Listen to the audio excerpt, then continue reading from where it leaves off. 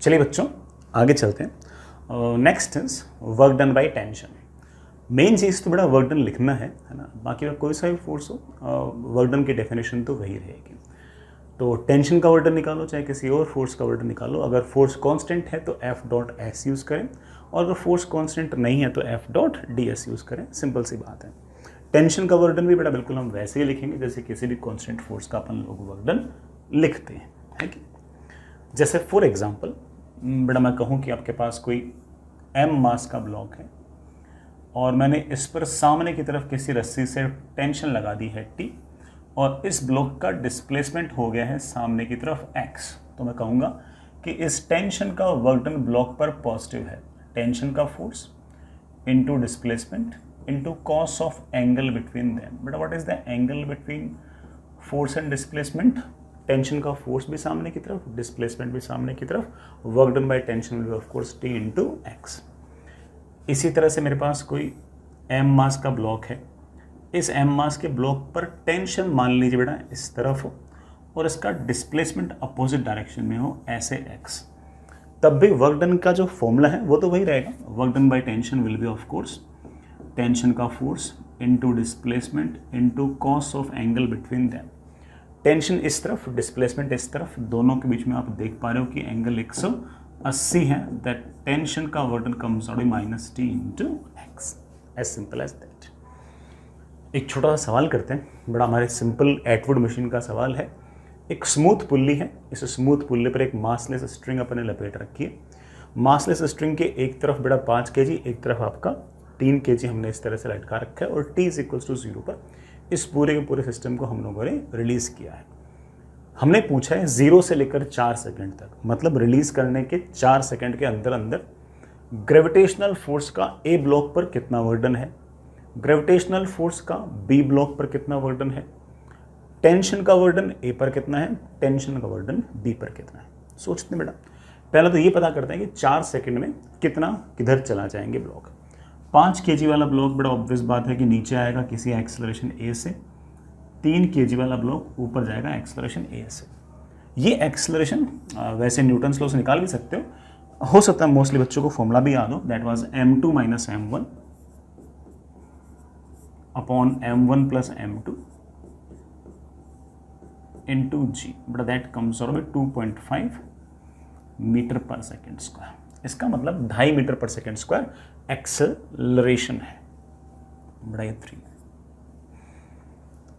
इतने एक्सेलरेशन में डिस्प्लेसमेंट कितना होगा? बड़ा डिस्प्लेसमेंट भी initial velocity 0 half into acceleration, acceleration बड़ा 2.5 है, मल्टीप्लाई बाय टाइम का स्क्वायर। बड़ा टाइम कितना है 4 सेकंड, तो 4 का स्क्वायर। बड़ा 4 से 4 कैंसिल, डिस्प्लेसमेंट कम्स आउट भी 20 मीटर। तो अगले 4 सेकंड में हम लोग जानते हैं कि ये 5 kg का जो ब्लॉक है ये आपका 20 मीटर नीचे आ जाएगा क्योंकि ये भारी है। ये 3 kg का ब्लॉक ऑब्वियस बात है कि 20 मीटर ऊपर चला जाएगा क्योंकि ये आपका हल्का है। ग्रेविटी का वर्क डन ए पर कितना है? ये ब्लॉक आया है नीचे, जो नीचे आएगा उस पर ग्रेविटी का वर्क डन पॉजिटिव, बेटा कितना mgh। mg है बेटा नीचे की तरफ 50, h है बेटा नीचे की तरफ 20, mg इंटू h बेटा मेरे ख्याल से ग्रेविटी का वर्क डन आ गया इसके ऊपर 1000 जूल। बी पर अगर देखो तो बड़ा बी पर mg लगेगा नीचे की तरफ 30, डिस्प्लेसमेंट ऊपर की तरफ, मैंने तो याद करा रखा बेटा, नीचे आ रहा हो तो प्लस mgh, ऊपर जा रहा हो तो माइनस mgh। तो बी पर ग्रेविटेशनल फोर्स का वर्क डन होगा माइनस mgh। mg तो हो गया 30, h कितना हो गया 20, मल्टीप्लाई किया कितना आ गया 600। कोई अगर मुझसे पूछ ले कि ग्रेविटी का नेट वर्क डन कितना होगा, इन दोनों का sum that comes out to be 400 joule. अगर कोई हमसे net work done by gravity पूछे, तो हालांकि पूछ ही नहीं है। टेंशन का वर्क डन कितना है ब्लॉक ए पर? सोचते हैं बेटा, पहले टेंशन निकालनी पड़ेगी। वैसे हो सकता है कि टेंशन तुम्हें डायरेक्ट याद भी हो, कई बच्चे कह सकते हैं सर टेंशन का आपने फॉर्मूला सिखा रखा है। इस तरह की सिचुएशन में 2 times m1 m2 g upon m1 plus m2 है कि नहीं। ये बेटा मेरे पास आ गया 4, ये मेरे पास आ गया 2, बड़ा ये कितना हो गया 25, 25 इंटू 3 बेटा कितना हो गया 75, 75 बटे 2 बेटा कितना हो गया 37.5। इसका मतलब 37.5 मीटर नहीं बेटा 37.5 टेंशन है, बेटा 37.5 न्यूटन। ये हमारी टेंशन की वैल्यू आ गई। इस ब्लॉक पर ये टेंशन लग रही है ऊपर, कितनी 37.5 न्यूटन। इस पर भी टेंशन लग रही है ऊपर, बड़ा कितनी 37.5 न्यूटन। ए वाले ब्लॉक पर टेंशन का वर्डन क्या है? ए वाले ब्लॉक पर हम बड़े आराम से कह सकते हैं कि टेंशन का वर्डन है, टेंशन लग रही है ऊपर की तरफ 37.5 न्यूटन, डिस्प्लेसमेंट है बेटा नीचे की तरफ 20 metre, multiplied by cos of angle between them. Tension ऊपर, डिस्प्लेसमेंट नीचे, ऑफ कोर्स बेटा एंगल कितना हो गया पाई, कॉस पाई की बेटा वैल्यू -1, बेटा मेरे ख्याल से टेंशन का वर्डन आ गया -750 जूल। टेंशन का वर्डन ए वाले ब्लॉक पर -750 जूल है। इसी तरह से टेंशन ने इस बी ब्लॉक पर कितना वर्डन किया, तो मैं कहूंगा कि टेंशन ने बी ब्लॉक पर वर्डन किया है, ऊपर की तरफ टेंशन लगी है 37.5, ऊपर की तरफ डिस्प्लेसमेंट है 20 into cos of angle between them, ऊपर की तरफ ही डिस्प्लेसमेंट जोड़ा, तो बड़ा मेरे पास आ गया 750 जूल। अगर कोई मुझसे पूछे कि टेंशन का नेट वर्डन कितना है, तो आप कह सकते हैं कि सर पूरे सिस्टम पर तो नेट टेंशन का वर्डन 0 आया है, लेकिन इंडिविजुअल ब्लॉक्स पर तो टेंशन का कोई ना कोई वर्डन आया ही है। ठीक है, इस तरह से आप बड़े आराम से टेंशन का वर्डन निकाल सकते हो, कोई बहुत भारी इसमें लोड वाली बात नहीं है। Next is work done by normal. अब कोई नई बात तो बड़ा इसमें है नहीं। अगेन नॉर्मल का वर्डन भी हम वैसे निकालेंगे जैसे हम किसी भी और फोर्स का वर्डन निकालते हैं। जैसे मैं कुछ डायग्राम्स लेता हूँ। बड़ा मान लीजिए कि आपके पास इस तरह कोई ब्लॉक है, तो बड़ा इस तरह की सरफेस है, इस सरफेस पर ये रहा बड़ा कोई ना कोई ब्लॉक mg लग रहा है नीचे की तरफ, और ज़मीन ने बड़ा कोई ना कोई नॉर्मल फोर्स लगा दिया ऐसे। ये ब्लॉक ऐसे इधर की तरफ डिस्प्लेस हो गया है x। कोई मुझसे पूछे कि ग्रेविटी का वर्डन कितना है, तो मैं जवाब दूंगा बड़ा ग्रेविटी का वर्डन आएगा 0। क्यों? क्योंकि ग्रेविटेशनल फोर्स और डिस्प्लेसमेंट के बीच में एंगल बड़ा कितना है 90। इसी तरह से कोई मुझसे पूछे कि नॉर्मल का वर्डन क्या है, तो बोलूँगा normal force into displacement into cos of angle between them. बेटा नॉर्मल इस तरफ, फोर्स इस तरफ, बेटा नॉर्मल इस तरफ, डिस्प्लेसमेंट इस तरफ, एंगल है 90, तो नॉर्मल का वर्डन भी आपके पास 0 है कि नहीं बेटा। इसी तरह से मान लीजिए कि आपके पास सिचुएशन ऐसी है, फॉर एग्जांपल बड़ा ये सर्कुलर कोई ट्रैक वगैरह है इस तरह से, और इस सर्कुलर ट्रैक पर यहाँ कहीं बड़ा मेरे पास कोई ब्लॉक है, और ये कोई नॉर्मल, ये वाला जो ब्लॉक है ये v वेलोसिटी से नीचे आ रहा है। v वेलोसिटी से नीचे आ रहा है, तो किसी भी t टाइम में इसका थोड़ा सा डिस्प्लेसमेंट आ जाएगा इस तरफ, बेटा कितना v into D T. Normal force जो लगेगा वो तो ऐसे रेडियल डायरेक्शन में लगेगा, इस पार्टिकल का जो डिस्प्लेसमेंट होगा वो ऐसे टेंजेंशियल लगेगा। तो कोई मुझसे पूछ ले कि इस छोटे से डिस्प्लेसमेंट के लिए नॉर्मल का वर्डन कितना है, तो आप कह सकते हो कि work done by normal will be normal force into displacement into cos of angle between them. बड़ा दोनों बीच में एंगल तो π/2 है, सो ऑफ कोर्स वर्डन विल बी 0।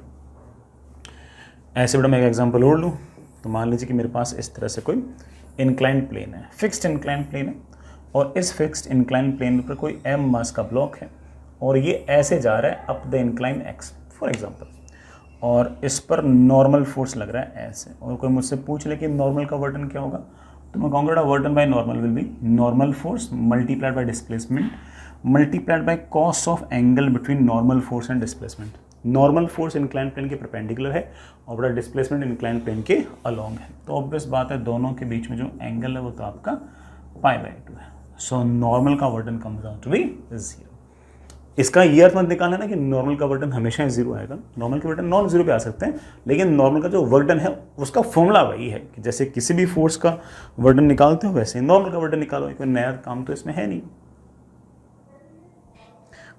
ठीक, चलिए बेटा एक सवाल करते हैं। अच्छा सवाल है, आराम से इत्मीनान से बेटा देखना। हमारे पास एक स्मूथ हॉरिजॉन्टल सरफेस है, इस पर दो ब्लॉक हैं ए और बी, एक का मास 3 kg, एक का mass 5 kg। t is equals to 0 पर इस पूरे अरेंजमेंट को मैंने इस तरफ 10 न्यूटन से ऐसे पुश करना स्टार्ट किया। अगर मैं इसको पुश करूंगा तो ए बी को पुश करेगा, और दोनों के दोनों सामने की तरफ ऐसे किसी न किसी एक्सेलरेशन से जाएंगे। छोटे छोटे सवाल पूछ रखे हैं जिससे बड़ा से पूरा सवाल बड़े आराम से बन जाए। मेरा सवाल यह है कि एक्सेलरेशन ऑफ द ब्लॉक्स कितना है, निकाल लोगे। नॉर्मल फोर्स बिटवीन ब्लॉक्स क्या है, ज़मीन वाला नॉर्मल नहीं, ज़मीन वाला नॉर्मल इस पर तो 30 न्यूटन है, ज़मीन वाला नॉर्मल इस पर तो 20 न्यूटन है, वो नहीं पूछ रहा। ए ने बी पर और बी ने ए पर जो नॉर्मल लगा है वो पूछ रहा हूँ। अब मैंने पूछा है कि बताओ इस नॉर्मल फोर्स ने जो आपस में एक दूसरे पर लगाए उसने ए पर कितना वर्डन किया है और बी पर कितना वर्डन किया है from time interval T is equal to 0 to T equal to 5। तो बेटा ये जो तीसरा और चौथा सवाल है इसको ढंग से लिख लेना बेटा। This is work done by normal force on block A, नीचे वाला बड़ा work done by normal force on block B. कितनी देर में? 5 सेकंड में, 0 से लेकर 5 सेकंड में। कौन से नॉर्मल की बात कर रहे हो बेटा? जो नॉर्मल आपस में ऐसे लगा है। अभी निकालते बेटा। पूरे सिस्टम को अगर देखो तो सामने की तरफ एक्सेलरेशन है ए। ये नॉर्मल फोर्स तो एक तरह से इंटरनल फोर्स हो गया। एक्सटर्नल फोर्स है सिर्फ 10, that should be equal to 5 into A. Acceleration की मेरे पास वैल्यू आ गई बेटा कितनी? 2 मीटर पर सेकेंड स्क्वायर। इसका मतलब सारे के सारे अरेंजमेंट के पास सामने की तरफ एक्सेलरेशन है 2 metre per second square. Sir normal force कैसे निकालोगे? निकाल लेंगे। जो नॉर्मल फोर्स इस 2 kg ब्लॉक पर आगे लगेगा वही नॉर्मल फोर्स हमारे इस 3 kg ब्लॉक पर पीछे लगेगा। नॉर्मल फोर्स की वैल्यू मैं ऐसे निकाल सकता हूँ कि इस 2 kg ब्लॉक के पास सामने की तरफ जो एक्सेलरेशन आया है उसके लिए जिम्मेदार ये नॉर्मल है। बड़े आराम से कह सकता हूँ कि this normal must be equal to mass into acceleration. तो इस नॉर्मल की जो वैल्यू है वो मेरे पास 4 न्यूटन आ गई। ठीक है बेटा, 2 सवाल तो हो गए। अब मुझसे पूछे बताओ 5 सेकंड के अंदर क्या कहते हैं बेटा, है ना, 5 सेकंड के अंदर वर्क डन कितना होगा? 5 सेकंड में वर्क डन कितना होगा ये पता करने के लिए मुझे पता करना पड़ेगा कि 5 सेकंड तक दोनों ब्लॉक कितना चल लेंगे। 5 सेकंड में बेटा दोनों ब्लॉक्स थोड़ा आगे तो आ जाएंगे। कितना आगे आ जाएंगे सोचते हैं बेटा। सारा का सारा जो अरेंजमेंट है वो 5 सेकंड में थोड़ा आगे आ जाएगा। कितना आ जाएगा? 5 सेकंड में डिस्प्लेसमेंट हो जाएगा initial velocity 0, half into acceleration into मेरे प्यारे बच्चों टाइम का स्क्वायर। कुल मिलाकर बेटा मेरे पास 25 मीटर का डिस्प्लेसमेंट है। t इज इक्वल टू 0 पर यहां पर था बेटा। दोनों ब्लॉक आपके पास t is equal to 5 second पर यहां पर है। मुझसे पूछा गया है कि इन 5 सेकंड के अंदर नॉर्मल ने ए वाले ब्लॉक पर कितना वर्तन किया। ए वाले ब्लॉक को अगर देखूं तो ए वाले ब्लॉक पर नॉर्मल लगा है इस तरफ, इसका डिस्प्लेसमेंट है इस तरफ। तो मैं बड़े आराम से कह सकता हूं कि work done by normal on block A will be normal force की वैल्यू 4 न्यूटन इंटू इस तरफ डिस्प्लेसमेंट बेटा that is 25 metre into cos of angle between them. Normal force जो है वो 3 kg पर ए ब्लॉक पर लगा है इस तरफ, लेकिन ए ब्लॉक का डिस्प्लेसमेंट हुआ है इस तरफ, तो ऑब्वियस बात है एंगल पाई तो आना ही था। बड़ा work done by normal on block A आ गया -100 जूल्स। नेगेटिव आना भी चाहिए क्योंकि उस पर नॉर्मल फोर्स लग रहा है इस तरफ और डिस्प्लेसमेंट है इस तरफ। इसी तरह से कोई मुझसे पूछ ले कि sir what is the work done by normal force on block B. Normal force block B पर लगा है आगे की तरफ, ब्लॉक बी का डिस्प्लेसमेंट भी हुआ आगे की तरफ। तो हम कह सकते हैं कि नॉर्मल फोर्स तो है 4, डिस्प्लेसमेंट है 25 multiplied by cos of angle between them बेटा that comes out to be 100 joules. और अगर कोई मुझसे पूछ ले कि सर नॉर्मल का टोटल वर्डन कितना है तो हम दोनों को ऐड कर देंगे। Total work done by normal comes out to be 0। बेटा पूरे सिस्टम पर नॉर्मल का टोटल वर्डन तो 0 आ जाएगा। I hope it make sense, है ना। अगर कोई हमसे यही पूछ लेना कि इस एक्सटर्नल एजेंट ने इस ए ब्लॉक पर कितना वर्डन किया वो भी निकाल लेंगे। अगर कोई मुझसे पूछ ले कि what is work done by external agent on block ए, तो मैं कहूँगा कि ब्लॉक ए पर सामने की तरफ एक्सटर्नल एजेंट ने फोर्स लगाया है 10 न्यूटन। सामने की तरफ ही ए ब्लॉक का डिस्प्लेसमेंट हो गया है 25 मीटर। फोर्स और डिस्प्लेसमेंट के बीच में एंगल है 0, तो work done by external agent on block ए आएगा 250 जूल। तो ऐसे हम किसी भी फोर्स का बड़े आराम से वर्क डन लिख सकते हैं, इसमें किसी प्रकार की कोई दिक्कत नहीं होनी चाहिए। ठीक है बच्चों, आगे चलिए बेटा और सोचते हैं। Next is work done bye static friction. सुनिएगा आराम से, इत्मीनान से। मेरे पास कुछ केसेस हैं स्टैटिक फ्रिक्शन के बारे में। पहला केस बेटा, मान लीजिए कि आपके पास कोई इस तरह से रफ सरफेस है, मैं पहले बोल दूं कि ये जो सरफेस है ये काफ़ी ज़्यादा रफ है, काफ़ी ज़्यादा रफ है, और इस रफ सरफेस पर मैंने कोई ना कोई ब्लॉक रख दिया ऐसे, और इस ब्लॉक को मैंने सामने की तरफ किसी न किसी F फोर्स से पुल किया। जैसे F फोर्स से पुल करूंगा ये ब्लॉक जाना चाहेगा इधर, फ्रिक्शन इसको जाने नहीं दे रहा, और इस पर पीछे की तरफ एक स्टैटिक फ्रिक्शन लग गया, जिसकी वैल्यू आप लोग जानते हो कि सिचुएशन से बता सकते हो कि वो भी F ही है, क्योंकि ब्लॉक जा नहीं रहा। जो स्टैटिक फ्रिक्शन इस पर बड़ा लेफ्ट में लगा है, वही ऑब्वियस बात है कि स्टैटिक फ्रिक्शन ग्राउंड पर राइट में लगा है। फ्रिक्शन लगा है, बिल्कुल लगा है। मैं ब्लॉक को बड़ा ए बोल रहा हूं। मैं अगर आपसे पूछूं कि फ्रिक्शनल फोर्स ने ब्लॉक ए पर कितना वर्टन किया, तो आपका सीधा साधा जवाब होगा सर 0 वर्टन है। कि बेटा 0 क्यों है, फोर्स नहीं लग रहा क्या? आप बोलोगे नहीं सर, फ्रिक्शनल फोर्स तो लग रहा है, लेकिन जिस पॉइंट पर फोर्स लग रहा है उस पॉइंट का किसी प्रकार से कोई डिस्प्लेसमेंट नहीं है, और अगर डिस्प्लेसमेंट नहीं है तो वर्क डन नहीं है। वर्क डन तो एफ डॉट डी एस होता है, जब डी एस ही नहीं है तो वर्क डन नहीं है। इसी तरह से मैं आपसे पूछूं कि क्या फ्रिक्शन ने ग्राउंड पर किसी तरह का वर्क डन किया है, आप बोलोगे नहीं सर, बिल्कुल नहीं। फ्रिक्शनल फोर्स लगा तो है, लेकिन अगेन ग्राउंड का तो ऑब्वियस बात है कोई डिस्प्लेसमेंट है नहीं। और अगर कोई मुझसे पूछे कि फ्रिक्शन ने कुल मिलाकर पूरे के पूरे सिस्टम पर कितना वर्क डन किया है, तो आपका जवाब होगा कि सर पूरे सिस्टम पर भी फ्रिक्शन का तो वर्क डन 0 ही है। मैं ऐसा सा ही एक एग्जाम्पल और ले रहा हूं, आराम से इत्मीनान से बड़ा सुनना समझना। ये मेरे पास एक हॉरिजॉन्टल सरफेस, ये जो सरफेस है ये बड़ा स्मूथ है, और इस स्मूथ सरफेस पर ये एक ब्लॉक है ए, और इसके ऊपर बड़ा ये ब्लॉक है बी। इनके बीच की जो सरफेस है ये अच्छी खासी रफ है, ये बड़ा अच्छी खासी रफ है। मैंने क्या किया कि इस ब्लॉक को सामने की तरफ F फोर्स से खींचा। जैसे कि मैं आपको 2 ब्लॉक प्रॉब्लम बता चुका हूं कि जैसे आप इस ए ब्लॉक को सामने तरफ F फोर्स से खींचोगे, ये वाला ब्लॉक चाहेगा कि ऊपर वाला ब्लॉक भी उसके साथ चले, तो उस पर स्टैटिक फ्रिक्शन लग जाएगा ऐसे आगे। उतना ही स्टैटिक फ्रिक्शन ऑब्वियस बात है नीचे वाले ब्लॉक पर लग जाएगा पीछे, और दोनों ब्लॉक साथ साथ मूव करेंगे। कैसे मूव करेंगे? साथ साथ मूव करेंगे। थोड़ी देर के अंदर लेट से आपका जो ब्लॉक ए है वो यहां आ जाएगा, और आपका जो ब्लॉक बी है वो यहां आ जाएगा। ऑब्वियस बात है बेटा, इस ब्लॉक बी पर फ्रिक्शन लगेगा आगे की तरफ, ब्लॉक ए पर फ्रिक्शन लगेगा पीछे की तरफ। लेकिन हम जानते हैं कि स्टैटिक फ्रिक्शन है, इसलिए दोनों का जो डिस्प्लेसमेंट है बेटा वो तो ऑब्वियस बात है कि सेम ही होगा। मैं ऐसे फॉर एग्जांपल ऐसा कहूँ कि लेट से बेटा ब्लॉक का डिस्प्लेसमेंट हुआ है सामने की तरफ, दोनों ब्लॉक्स का डिस्प्लेसमेंट हुआ है सामने की तरफ, लेट से x। when I ask you what is work done by frictional force on block A, तो क्या जवाब दोगे? आप बोलोगे कि सर ए वाले ब्लॉक पर फ्रिक्शनल फोर्स है पीछे और ए वाले ब्लॉक का डिस्प्लेसमेंट है आगे, तो वर्क डन होगा फ्रिक्शन का magnitude into displacement into cos of angle between them, बड़ा that is equals to minus F S into X. इसी तरीके से अगर मैं पूछूंगी बी वाले ब्लॉक पर वर्क डन क्या होगा, तो आप बोलोगे सर बी वाले ब्लॉक पर वर्क डन होगा उतना ही फ्रिक्शनल फोर्स लग रहा है आगे की तरफ, उसका उतना ही डिस्प्लेसमेंट ऑफ कोर्स है सामने की तरफ, लेकिन बी वाले ब्लॉक पर फ्रिक्शनल फोर्स भी सामने की तरफ, डिस्प्लेसमेंट भी सामने की तरफ, बड़ा वर्क डन आपके पास आ जाएगा एफ एस इंटू एक्स। एक ब्लॉक पर बड़ा minus F S into x, एक वाले ब्लॉक पर minus F S into x.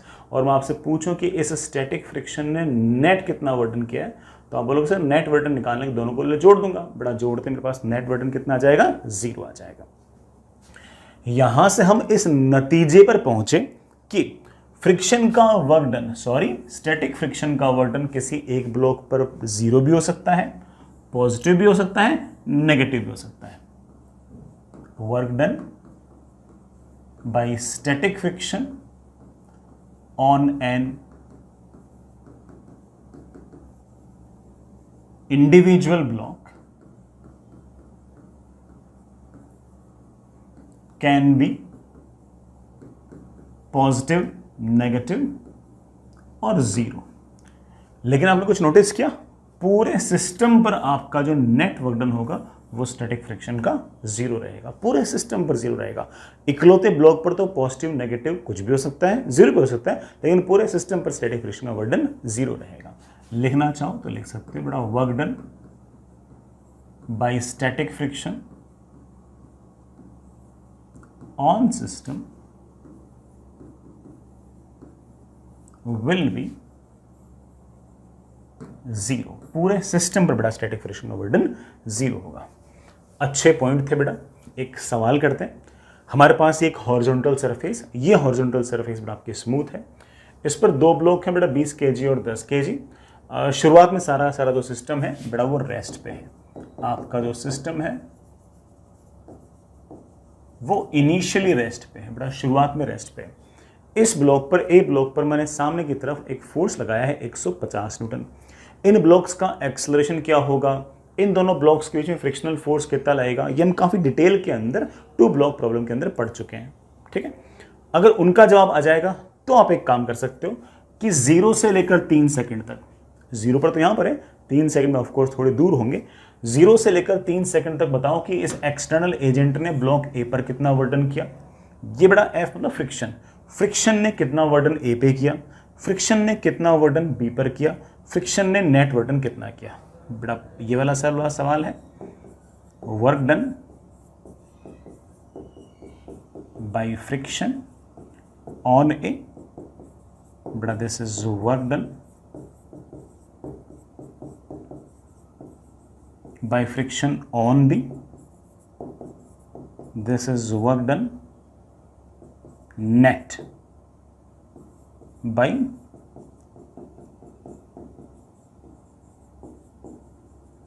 Frictional force. ये 3 सवाल है, सॉरी 4 सवाल है। एक बेटा एक्सटर्नल एजेंट ने ब्लॉक ए पर कितना वर्क डन किया, लेकिन ये सब करने के लिए पहले बेटा आपका एक्सेलरेशन और फ्रिक्शन फोर्स निकालना तो पड़ेगा ही, वो आपको आता है।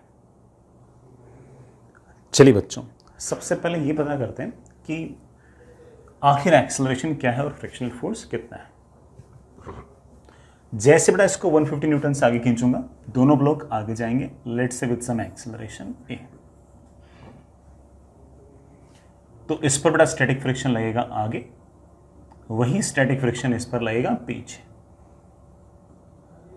एक्सेलरेशन तुम ऑलरेडी निकाल सकते हैं, ये स्टैटिक फ्रिक्शन तो इंटरनल फोर्स हो गया, पूरे सिस्टम पर सामने की तरफ फोर्स लग रहा है 150, पूरे सिस्टम का मास है बेटा 30 इंटू एक्सेलरेशन, बेटा एक्सेलरेशन की वैल्यू मेरे पास आ गई है 5 मीटर पर second square. Fair enough. 10 kg block को सामने की तरफ 5 मीटर पर सेकंड स्क्वायर से एक्सेलरेट कराने के लिए 10 इंटू 5 50 न्यूटन का फ्रिक्शनल फोर्स चाहिए। इस पर बड़ा 50 न्यूटन का फ्रिक्शनल फोर्स आगे, 20 kg पर यही 50 न्यूटन का फ्रिक्शनल फोर्स पीछे। 50 न्यूटन का फ्रिक्शनल फोर्स मिल तो सकता है क्या, या आखिर में चेक करते हैं। तो आप बोलोगे सर इस सरफेस पर नॉर्मल है आपका 100, म्यू है 0.9, तो मैक्सिमम फ्रिक्शनल फोर्स 90 लग सकता है। हमें तो दोनों को साथ चलाने के लिए सिर्फ और सिर्फ 50 ही चाहिए, तो 50 तो मिल ही जाएगा। थोड़ी देर बाद में बेटा ये ब्लॉक्स यहां कहीं होंगे, this is block A, this is block B. पूरे के पूरे सिस्टम को अगर आप ध्यान से देखो तो पूरा का पूरा सिस्टम सामने की तरफ चला गया ऐसे। t is equals to 3 second तक सारा का सारा सिस्टम कितना चला जाएगा, बेटा इनिशियल वेलोसिटी में 0 मान लो, तो सामने की तरफ डिस्प्लेसमेंट आएगा half into acceleration multiplied by time का स्क्वायर, बेटा टाइम का स्क्वायर। ठीक है बेटा, 9 इंटू 5 बेटा कितना हो गया 45, 45 अपॉन 2 बेटा कितना हो गया 22.5 मीटर। सारा का सारा सिस्टम बेटा 22.5 मीटर आगे चला गया। एक्सटर्नल फोर्स ने ए पर कितना वर्डन किया, एक्सटर्नल फोर्स लग रहा है सामने की तरफ, डिस्प्लेसमेंट भी है सामने की तरफ, तो एक्सटर्नल फोर्स का वर्डन आएगा 150 न्यूटन बेटा सामने की तरफ फोर्स, सामने की तरफ आपका डिस्प्लेसमेंट है 22.5 multiplied by cos of angle between them, कर लें बेटा मल्टीप्लाई 150 इंटू 225 जूल्स। ठीक है, आगे चलिए बेटा। फ्रिक्शन ने ए ब्लॉक पर कितना वर्डन किया, ए ब्लॉक पर फ्रिक्शन लग रहा है पीछे, डिस्प्लेसमेंट है आगे, फ्रिक्शन लग रहा है पीछे 50 न्यूटन, डिस्प्लेसमेंट है सामने की तरफ 22.5 मीटर, दोनों के बीच में जैसे मैंने कहा कि बेटा एंगल कितना है पाई, बेटा मेरे पास मल्टीप्लाई करना कोस पाई की बेटा वैल्यू कितनी आएगी -1 आएगी, तो मेरे पास आ जाएगा बेटा कितना -112.5 जूल्स। एक बार कैलकुलेशन जरूर चेक कर बेटा, 1125 आएगा, पॉइंट नहीं आएगा, 1125 जूल्स आएगा। कैलकुलेशन जरूर चेक करते रहना, ठीक है।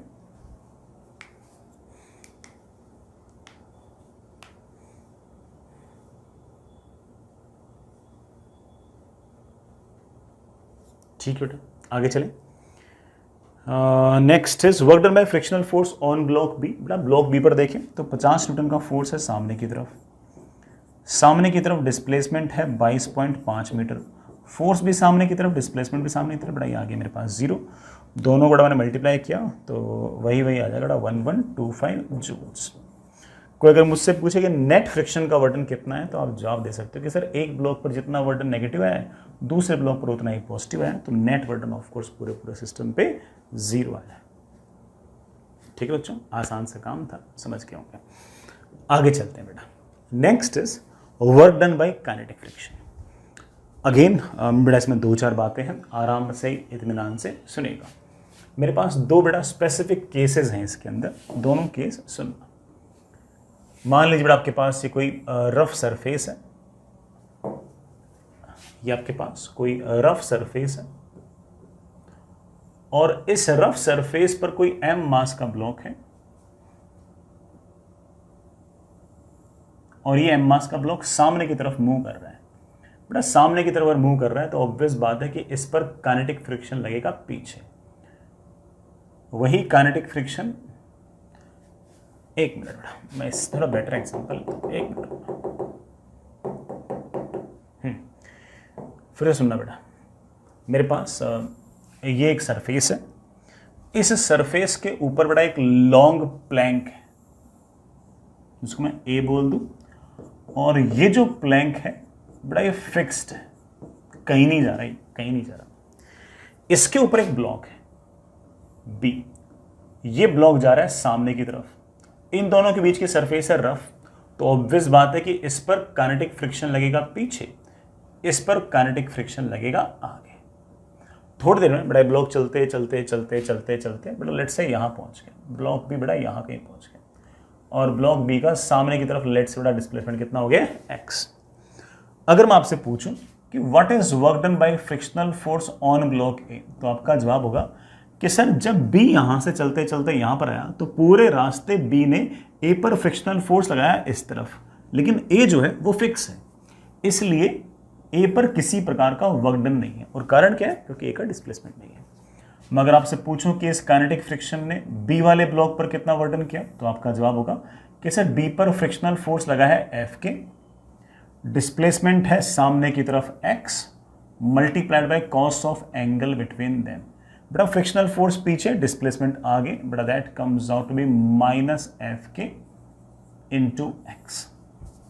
ये मेरे पास B पर वर्क डन है। मैं आपसे पूछूं कि फ्रिक्शन ने नेट कितना वर्क डन किया है, तो आप बोलोगे सर फ्रिक्शन ने नेट वर्क डन किया, दोनों को जोड़ देता हूं, बेटा that comes out to be -F into x। x क्या है? x है B वाले ब्लॉक का डिस्प्लेसमेंट A के रेस्पेक्ट में, हालांकि ग्राउंड के रेस्पेक्ट में वही डिस्प्लेसमेंट है, ए के रेस्पेक्ट में वही डिस्प्लेसमेंट है, क्योंकि ए तो आपका रेस्ट पे है। एक चलते बेटा, एक एग्जांपल और करते हैं, सुनिएगा। आपके पास ये बड़ा एक स्मूथ सरफेस है, ये वाले सरफेस रफ नहीं है बड़ा, ये वाले सरफेस आपके पास स्मूथ है, इसके ऊपर एक अच्छी खासी लेंथ का बड़ा कोई प्लैंक है ए, इसके ऊपर बड़ा कोई ना कोई ब्लॉक है बी। इस ब्लॉक के पास बड़ा हमने कोई ना कोई वेलोसिटी दे दी ऐसे, जैसे वेलोसिटी दी ऐसे इस पर काइनेटिक फ्रिक्शन लग गया पीछे, जो काइनेटिक फ्रिक्शन इस पर पीछे बड़ा वही काइनेटिक फ्रिक्शन ए पर आ गया। थोड़ी देर बाद में, फॉर एग्जांपल थोड़ी देर बाद में आपका जो ए है वो बड़ा चलते चलते चलते यहां आ गया, और आपका जो बी है बड़ा वो यहां आ गया। ऑब्वियस बात है बी का डिस्प्लेसमेंट ए से तो ज्यादा ही होगा। मैं मान लेता हूं कि ए का डिस्प्लेसमेंट सामने की तरफ हुआ है एक्स ए, बी का डिस्प्लेसमेंट बेटा सामने की तरफ हुआ है एक्स बी, और ए के रेस्पेक्ट में बी का डिस्प्लेसमेंट हुआ है ये। बेटा पहले ए के रेस्पेक्ट में बी यहां था, अब यहां पहुंच गए। This is displacement of B with respect to A. आप इसे चाहो तो displacement of B minus displacement of A भी लिख सकते हो, that is X B minus X A. चलो मुद्दे पे आते हैं। What is work done by kinetic friction on A? सुनना बेटा, ए वाले ब्लॉक पर काइनेटिक फ्रिक्शन लग रहा है आगे और ब्लॉक ए का डिस्प्लेसमेंट भी आगे, तो आप बोलोगे कि sir kinetic friction multiplied by A का डिस्प्लेसमेंट। बेटा ए का डिस्प्लेसमेंट है सामने की तरफ एक्स से, into cos of angle between that. A पर काइनेटिक फ्रिक्शन का वर्डन आ गया एफ के इंटू एक्स। मैं आपसे पूछूं कि फ्रिक्शनल फोर्स का बी पर वर्डन कितना है, तो आपका जवाब होगा कि सर बी पर वर्डन है, काइनेटिक फ्रिक्शन है पीछे, बी का डिस्प्लेसमेंट आगे, तो आप बोलोगे sir kinetic friction into B का displacement into cos of angle between them, that comes out to be minus F K into X P. एक ब्लॉक पर पॉजिटिव, एक ब्लॉक पर नेगेटिव। वैसे अगर मान लो पॉजिटिव नेगेटिव भूल जाऊं तो बड़ा कौन सा है? ये बड़ा है, क्योंकि एक्स बी एक्स ए से बड़ा है। तो अगर कोई मुझसे पूछे कि सर नेट वर्डन क्या होगा, बेटा नेट वर्डन जो काइनेटिक फ्रिक्शन का होगा ना वो नेगेटिव आएगा। क्यों? क्योंकि मैग्नीट्यूड के अंदर बेटा नेगेटिव वाला बड़ा है और पॉजिटिव वाला छोटा है, तो बेटा नेट तो नेगेटिव आएगा। तो आप ये भी लिख सकते हो कि नेट वर्डन आएगा माइनस एफ के, बेटा इन दोनों को जोड़ना, एक्स बी माइनस एक्स ए। चेक कर लो बेटा, इसकी वैल्यू इन दोनों को जोड़ने के बराबर ही आ रही है। तो अगर कोई आपसे पूछे कि काइनेटिक फ्रिक्शन का नेट वर्डन पूरे डिस्प्लेसमेंट पूरे सिस्टम पर कितना होगा, तो आप ये भी लिख सकते हो कि that is minus F K multiplied by displacement of B with respect to A, multiplied with displacement of B with respect to A. ये जो मैंने दो केसेस दिखाए हैं, यहां से आपको इतना समझ में आ गया होगा कि एक सिंगल ब्लॉक पर काइनेटिक फ्रिक्शन का वर्क डन जीरो भी हो सकता है, पॉजिटिव भी हो सकता है और नेगेटिव भी हो सकता है। सिंगल ब्लॉक पर काइनेटिक फ्रिक्शन का work done positive, negative, zero कुछ भी हो सकता है। तो लिखना पड़ा on an individual block, work done by kinetic friction on work done by kinetic friction on an individual block, work done by kinetic friction can be positive, negative और zero. एक ब्लॉक पर काइनेटिक फ्रिक्शन का वर्डन positive, negative, zero कुछ भी हो सकता है, लेकिन पूरे सिस्टम पर जो नेट वर्डन होगा वो चेक कर लेना मेरे प्यारे बच्चों, नेगेटिव आ रहा है। पूरे सिस्टम पर काइनेटिक फ्रिक्शन का वर्डन नेगेटिव ही आएगा। On entire system work done by kinetic friction will be always negative। पूरे सिस्टम पर कुल मिलाकर बड़ा काइनेटिक फ्रिक्शन का वर्डन नेगेटिव होगा। इसका एक सेंस भी है, जैसे ए वाले ब्लॉक पर काइनेटिक फ्रिक्शन का वर्डन पॉजिटिव है, इसका मतलब काइनेटिक फ्रिक्शन ए की एनर्जी को बढ़ाने की कोशिश कर रहा है। बी पर काइनेटिक फ्रिक्शन का वर्डन नेगेटिव है, इसका मतलब बी की काइनेटिक एनर्जी, बी का जो एनर्जी है वो लगातार फ्रिक्शन घटा रहा है। लेकिन पूरे सिस्टम पर वर्क डन नेगेटिव है, इस बात का यह मतलब कि पूरे सिस्टम की कुल मिलाकर एनर्जी घटाएगा कौन? Kinetic friction. जैसे मैं एक एग्जांपल लेता हूं कि मान लो कि कभी पूरे सिस्टम पर काइनेटिक फ्रिक्शन ने नेट वर्क डन जो है वो लेट से -10 जूल किया, लेट से -10 जूल किया, तो इसका मतलब ये हुआ कि इस फ्रिक्शनल फोर्स ने जो है वो उस पूरे की पूरे जो सिस्टम है उसकी एनर्जी में से 10 जूल जो है वो बाहर निकाल दिया है। 10 जूल की एनर्जी उस सिस्टम में से डिसिपेट कर दी है, बाहर निकाल दी है। इसी कारण से काइनेटिक फ्रिक्शन का हम एक नाम और निकालते हैं, but it is also known as dissipative frictional force. प्यारे बच्चों, क्या शब्द यूज करेंगे इसके लिए हम? एक डिसिपेटिव फ्रिक्शनल फोर्स।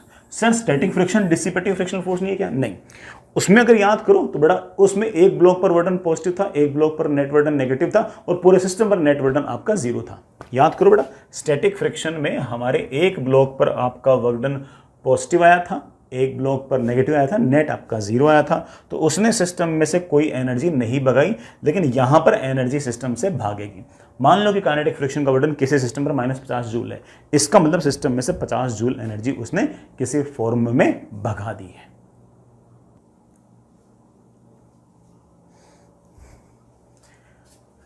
चलिए बेटा आगे चलिए, इस बात पे एक छोटा सा सवाल करते हैं। हालांकि इस तरह का सवाल हम लोगों ने काइनेटिक फ्रिक्शन के अंदर भी किया था, मतलब उस टाइम वर्डन निकाला था, लेकिन बहुत सारी बातें मैंने डिस्कस की थी उस टाइम पे भी। हमारे पास एक स्मूथ सरफेस है, इस पर एक लॉन्ग प्लैंक है ए, अच्छी खासी लेंथ का, जिसका मास है 2 kg। उसके ऊपर एक 1 kg का ब्लॉक पड़ा है। जो ऊपर 1 kg का ब्लॉक पड़ा है उसमें मैंने बी बोल दिया है और नीचे वाले को मैंने ए बोल दिया है। ऊपर वाले ब्लॉक को मैंने सामने की तरफ वेलोसिटी दे दी है 12 मीटर पर सेकंड। तो ऑफ कोर्स इन दोनों के बीच में लग जाएगा काइनेटिक फ्रिक्शन, क्योंकि इसके रेस्पेक्ट में ये आगे जाएगा तो इस पर काइनेटिक फ्रिक्शन पीछे, वही काइनेटिक फ्रिक्शन इस पर आगे। वो काइनेटिक फ्रिक्शन लगातार इसकी स्पीड को घटाएगा, इसकी स्पीड को बढ़ाएगा। थ्योरी आप बेटा पहले से जानते हो इस बात की। कभी न कभी दोनों की वेलोसिटी बराबर हो जाएगी। जब दोनों की वेलोसिटी बराबर हो जाएगी फिर उसके बाद ऑब्वियस बात है कि फ्रिक्शन लगना बंद हो जाएगा। तो कभी न कभी दोनों की वेलोसिटी सेम हो जाएगी। ठीक है, it makes sense. Find work done by kinetic friction on A. Sir कब तक? जब तक काइनेटिक फ्रिक्शन लग रहा है। सर कब तक काइनेटिक फ्रिक्शन लग रहा है? जब तक दोनों की वेलोसिटी बराबर नहीं जाती। तो पहले मुझे पता करना पड़ेगा कि यार कब तक ये सारा मामला चल रहा है। अभी करते हैं बेटा। T इज इक्वल्स टू 0 पर यहां पर है काइनेटिक फ्रिक्शन की जो वैल्यू है, as you can see that कि बेटा म्यू की वैल्यू है 0.4। इस सरफेस पर नॉर्मल है आपका 10।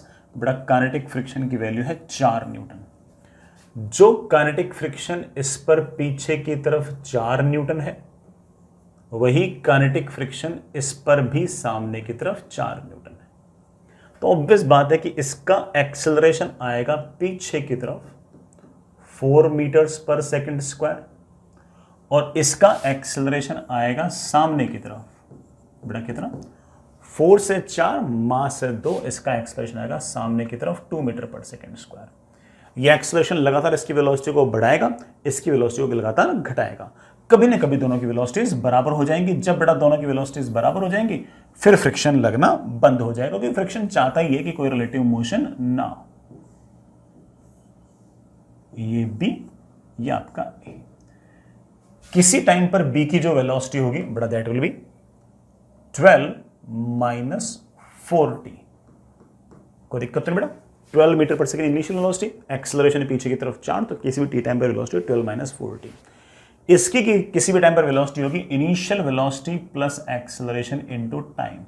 टाइम की बेटा मेरे पास वैल्यू आ गई है बेटा कितनी? 2 सेकंड। तो कुल मिलाकर बेटा समय आपके पास हो गया है 2 सेकंड। और बेटा अगर इस t इक्वल टू 2 सेकंड को यहां पर रखोगे तो दोनों के पास बेटा वेलोसिटी कॉमन आ गई है। कितनी आ गई है? 4 मीटर पर सेकंड, 4 मीटर पर सेकंड। इस टाइम के बाद फ्रिक्शनल फोर्स नहीं लगेगा, लेकिन इतने टाइम के अंदर आपके ए ब्लॉक ने सामने की तरफ कोई ना कोई डिस्प्लेसमेंट तो कर लिया है।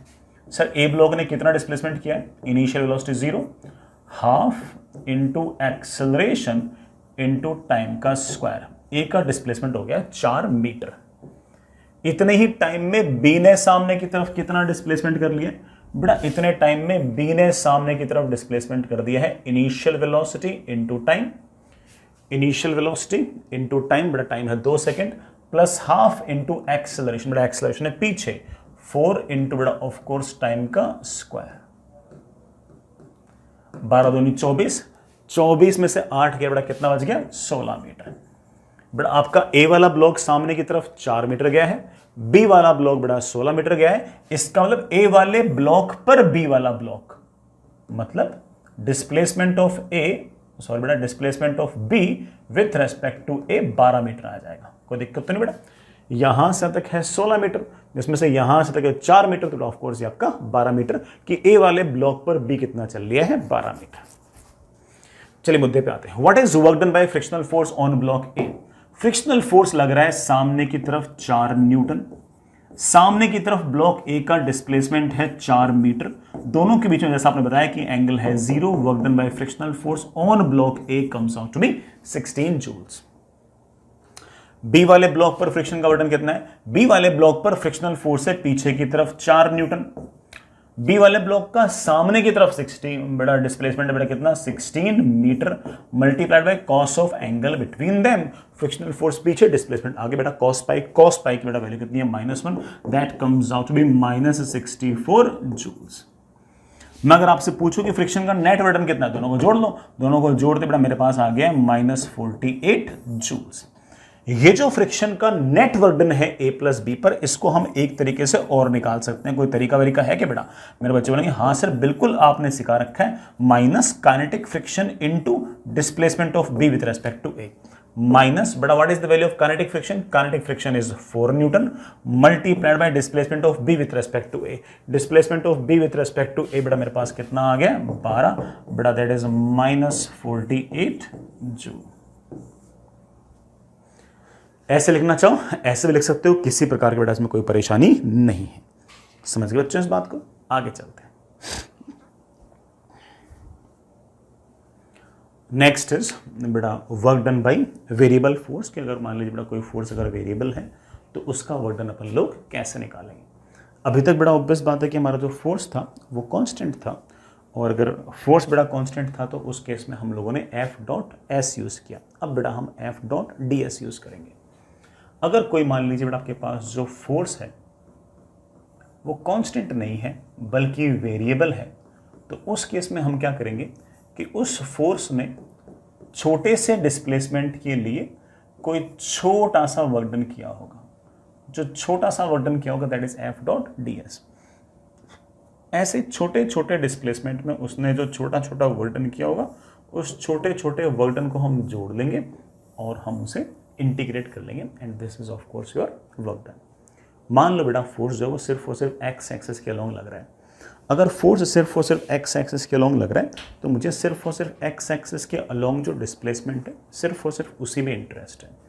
तो मैं ऐसे केस में ऐसे कह सकता हूँ कि force along x axis into D x, बेटा फोर्स भी एक्स एक्सिस के अलोंग, डिस्प्लेसमेंट भी एक्स एक्सिस के अलोंग, इंटीग्रेट कर दूंगा तो बेटा ऑफ कोर्स पूरा वर्क डन आपके पास आ जाएगा। This is the work done. बेटा एक बात और बोल दूं, अगर आपके पास फोर्स अलोंग एक्स एक्सिस और एक्स कोऑर्डिनेट के बीच में लेट से बेटा आपके पास कोई कर्व है, तो आप इस बात को जानते हो कि area under the curve always represents बेटा क्या? Integration.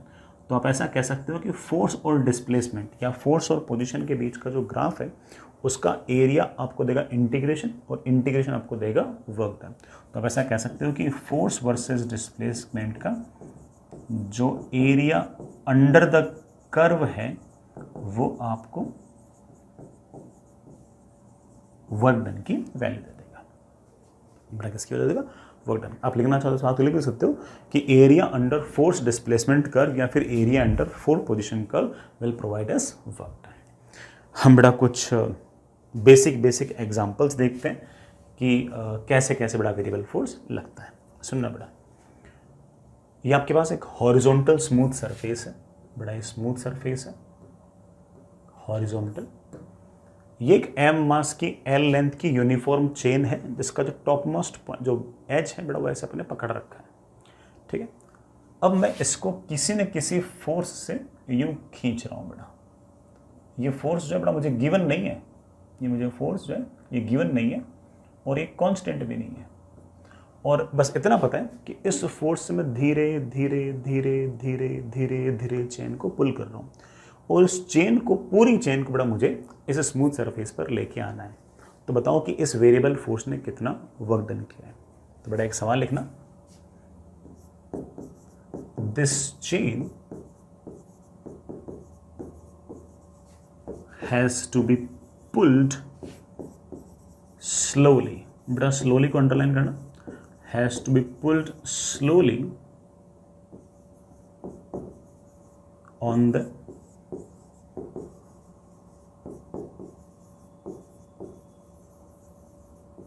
horizontal surface. Find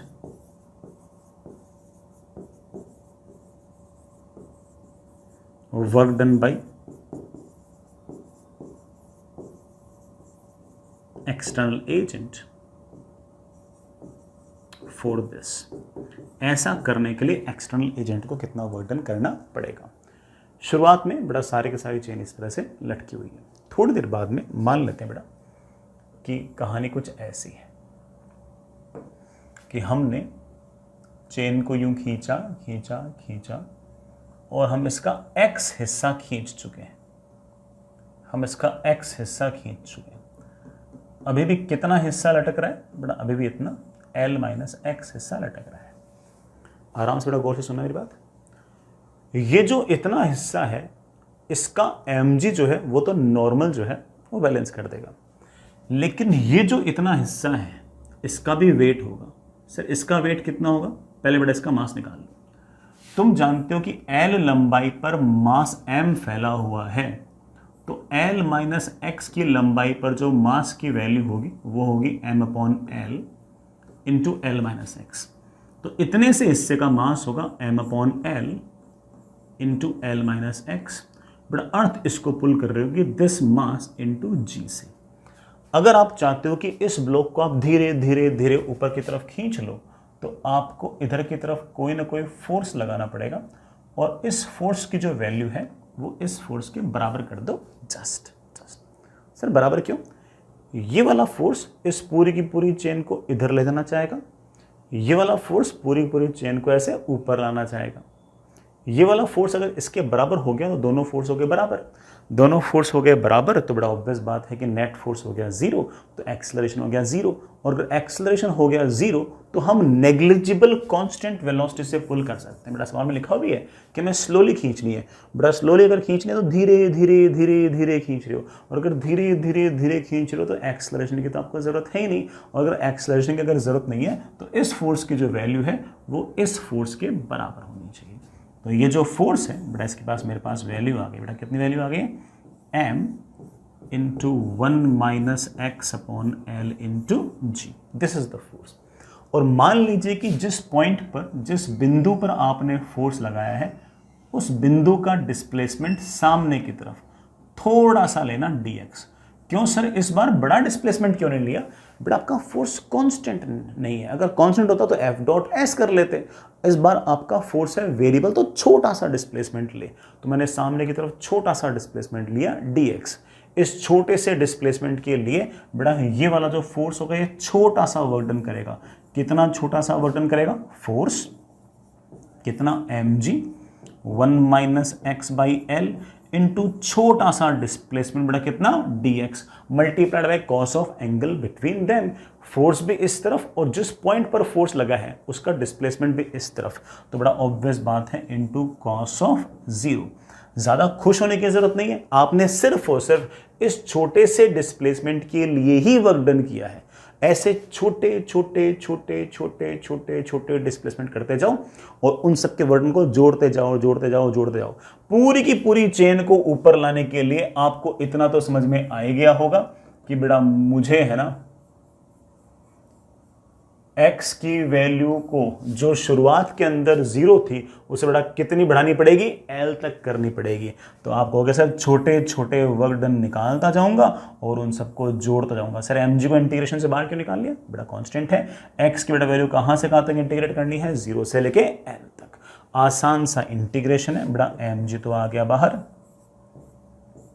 1 into dx का इंटीग्रेशन x dx का integration of course x² 2। L तो बड़ा पहले से नीचे 0 से लेकर L तक इंटीग्रेशन किया।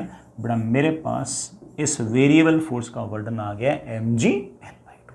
हो सकता है बड़ा हम आगे जाकर कभी ना कभी इस बात को डायरेक्टली भी लिख दें, लेकिन अभी तक तो हम तो सिर्फ और सिर्फ सीख रहे हैं कि कैसे किसी वेरिएबल फोर्स का वर्डन अपन लोगों को लिखना है। आई होप आप समझ गए होंगे। आगे चलते हैं, एक और एग्जाम्पल ले लो। बड़ा ऐसा सा ही एग्जाम्पल है, कोई नई तरीके का एग्जाम्पल है नहीं। ये हमारे पास एक सरफेस है। मैं इस पॉइंट को एक बार के लिए x = 0 बोल रहा हूं।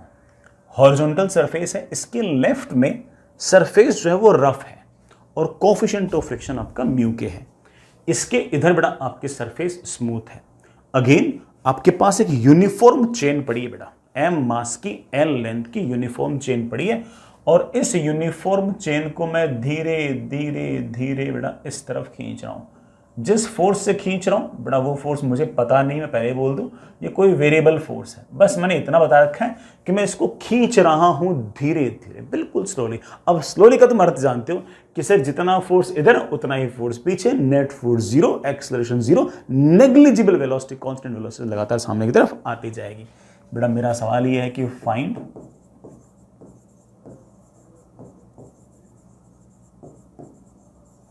Work done by external agent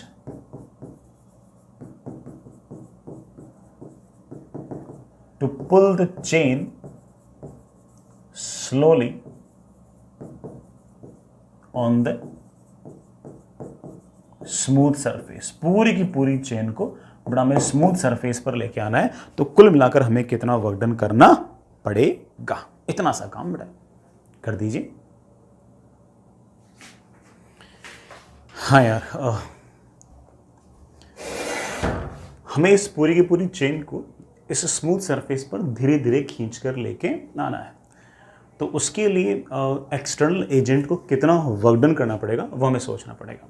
ये जो रफ सरफेस है इसका कोफिशिएंट ऑफ काइनेटिक फ्रिक्शन आपके पास म्यू के है। अगेन सवाल आसान ही है, बस किस तरीके से ये वेरिएबल फोर्सेस के सवाल करने इस आइडिया के साथ हम हल्के से यूज टू हो जाए, बड़ा इसलिए वाला सवाल करा रहा हूं। मान लीजिए कि आप इस चेन को खींचते खींचते x डिस्टेंस खींच चुके हो, ठीक है ना। m मास की l लेंथ की अगर चेन है तो आपके पास l माइनस एक्स लेंथ तो अभी भी रफ सरफेस पर पड़ी है। ये जो l माइनस एक्स लेंथ की चेन जो है अगर बड़ा ये रफ सरफेस पर पड़ी है तो इसका मास तुम जानते हो बड़ा नीचे की तरफ कितना लगेगा, m/l into L minus X into G. ये वाला जो अरेंजमेंट है इसके कारण तो बड़ा ऑफकोर्स कोई फ्रिक्शनल फोर्स नहीं लगेगा। फ्रिक्शनल फोर्स तो सिर्फ और सिर्फ इस पर लगेगा, और इस पर जो फ्रिक्शनल फोर्स लगेगा उसकी वैल्यू होगी coefficient of kinetic friction into पूरे का mg नहीं, सिर्फ और सिर्फ इतने से हिस्से का mg। ये तो स्मूथ पे, इसका mg तुम जानते हो बड़ा कितना, mg बड़ा एल को अंदर लेना और 1 माइनस एक्स अपॉन एल, इतना फ्रिक्शनल फोर्स पीछे लगेगा। मैं इस पूरी की पूरी चेन को easily slowly slowly slowly slowly slowly ऐसे खींच रहा हूं, और अगर स्लोली स्लोली स्लोली अगर इस तरह से खींच रहा हूं तो ऑब्वियस बात है कि जितना फोर्स पीछे लग रहा होगा उतना फोर्स मुझे सामने की तरफ लगाना पड़ेगा। तो ये जो फोर्स है इसकी वैल्यू मुझे पता लग गई कि इसकी वैल्यू होनी चाहिए mg 1 minus x upon L. And as you can see that कि पीछे वाला फोर्स और आगे वाला फोर्स बराबर, तो नेट फोर्स 0, नेट फोर्स 0 तो एक्सेलरेशन 0, एक्सेलरेशन 0 तो नेग्लिजिबल कांस्टेंट वेलोसिटी के साथ आप धीरे धीरे धीरे पूरी की पूरी चेन को खींच सकते हो। लेकिन ये वाला फोर्स कांस्टेंट नहीं, वेरिएबल आया है, और अगर वेरिएबल आया तो एफ डॉट एस नहीं एफ डॉट डी एस। तो छोटा सा डिस्प्लेसमेंट लेता हूं कि सामने की तरफ जिस बिंदु पर आपने फोर्स लगा रखा है, जिस पॉइंट पर आपने फोर्स लगा रखा है उसका डिस्प्लेसमेंट इस तरफ मैंने मान लिया है dx। इस छोटे से डिस्प्लेसमेंट के लिए इस फोर्स का छोटा सा वर्क डन आएगा, वो छोटा सा वर्क डन होगा ये वाला फोर्स। बड़ा फोर्स की वैल्यू है mg 1 minus x upon L multiplied by छोटा सा displacement dx multiplied by cos of angle between force and displacement, दोनों सेम डायरेक्शन में है तो cos 0 लिख दो।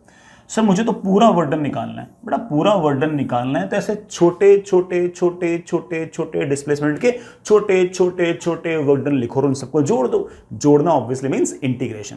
आखिर x को मुझे कहां से कहां तक वेरी करना है। बिल्कुल शुरुआत में ये वाला पॉइंट यहां पर था तो x की वैल्यू 0 थी। जब सारी की सारी चेन यहां आ जाएगी तो ऑब्वियस बात है बेटा x की वैल्यू बढ़ते बढ़ते कितनी हो जाएगी, l हो जाएगी। तो आप ऐसा कह सकते हो कि मुझे इसको 0 से लेके l तक वेरी करना है। सॉरी बेटा मेरे से गलती हो गई, ये म्यू के रह गया मेरे से, म्यू के कांस्टेंट है बाहर आ जाएगा अब, ठीक है। और हमारे पास work done by external agent आ गया है म्यू के एम जी। बड़ा 1 इंटू डी एक्स का इंटीग्रेशन बड़ा क्या आएगा, एक्स डी एक्स का इंटीग्रेशन मेरे बच्चे क्या आएगा, एक्स स्क्वायर अपॉन 12। तो बड़ा है कहाँ से कहाँ तक इंटीग्रेशन, 0 से लेके एल तक। और हमारे पास कुल मिलाकर काइनेटिक फ्रिक्शन का वर्क डन आ गया है म्यू के एम जी एल बाई 2। ये है हमारे एक्सटर्नल एजेंट का वर्क डन। समझ गए बच्चों, आगे चलते हैं बेटा। नेक्स्ट इज सबसे फेमस बेटा, that is our work done bye spring force. सबसे जो इंपॉर्टेंट जो वेरिएबल फोर्स है जो हमारे लिए बहुत ज्यादा काम का है बड़ा, वो आपका ऑफ कोर्स बड़ा कौन सा है, स्प्रिंग फोर्स। स्प्रिंग फोर्स का वर्क डन कैसे होगा, कितना होगा, उसको सोचते हैं, लिखते हैं। सुनना बेटा, और इसका अच्छा सा फॉर्मूला भी आएगा, हम कोशिश करेंगे कि हम उसको याद रख लें। बेटा मान लीजिए कि आपके पास ये कोई दीवार है और ये दीवार आपके पास इस तरह से फिक्स्ड है।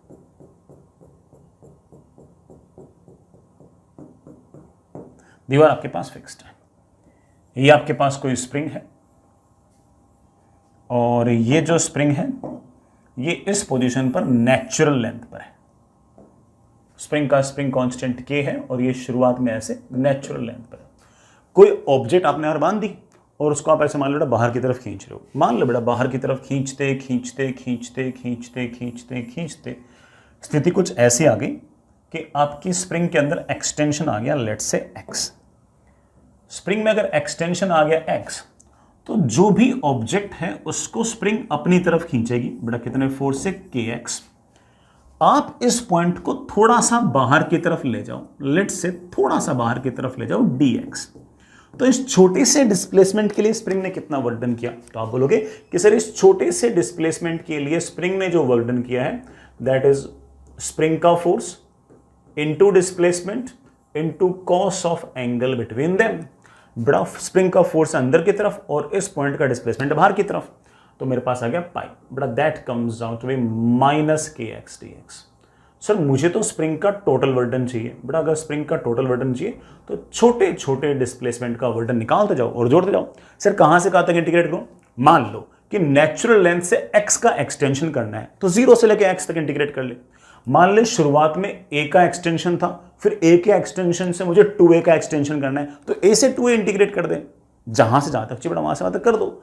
मैं मान लो कि बेटा नेचुरल लेंथ से एक्स के एक्सटेंशन तक गया, बेटा एक्स के अगर एक्सटेंशन तक गया तो बेटा मेरे पास इंटीग्रेशन आ जाएगा बेटा माइनस के, तो ठीक है एक्स डी एक्स का इंटीग्रेशन बेटा आएगा of course x square by 2, तो वर्क डन बाई स्प्रिंग मेरे पास बड़े आराम से आ जाएगा minus half k x square. तो अगर मैं नेचुरल लेंथ से एक्स के एक्सटेंशन तक अगर जाऊंगा तो वर्क डन बाय जो स्प्रिंग आएगा वो नेगेटिव आएगा और उसकी वैल्यू होगी minus half k x square.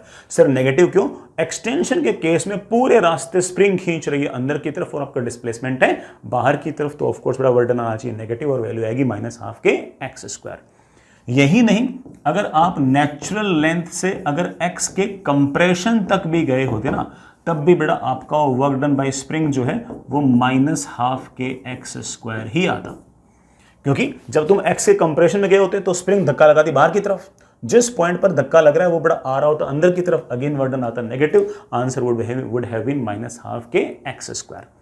लेकिन मान लीजिए कि आप एक्सटेंशन से नेचुरल लेंथ पे आ रहे होते हैं तो उस केस में ये फोर्स लगा रहा है अंदर की तरफ, डिस्प्लेसमेंट भी अंदर की तरफ, तब आपका वर्क डन पॉजिटिव आता। तो अगर कोई मुझसे पूछ ले कि सर एक्स के एक्सटेंशन से नेचुरल लेंथ पे आ रहा हूं तो क्या होगा, तो बोल देना कि सर अब work done bye spring positive आएगा, that is half k x square. इसी तरह से कंप्रेशन से कोई नेचुरल लेंथ पे आएगा तो कंप्रेशन से नेचुरल लेंथ पे आएगा तो स्प्रिंग धक्का लगाएगा इस तरफ, डिस्प्लेसमेंट भी इस तरफ, वर्क डन आएगा पॉजिटिव। तो आप ऐसा कह सकते हो कि एक्स का जब कंप्रेशन होगा तो वहां से जब नेचुरल लेंथ आएगी तब भी स्प्रिंग का जो वर्क डन होगा वो आएगा plus half k x square.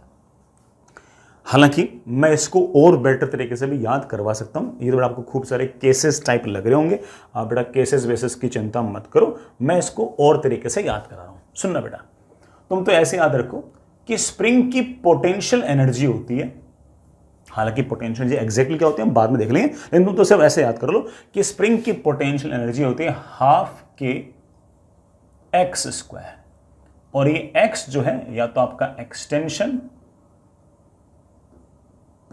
और कंप्रेशन, या तो एक्सटेंशन या कंप्रेशन।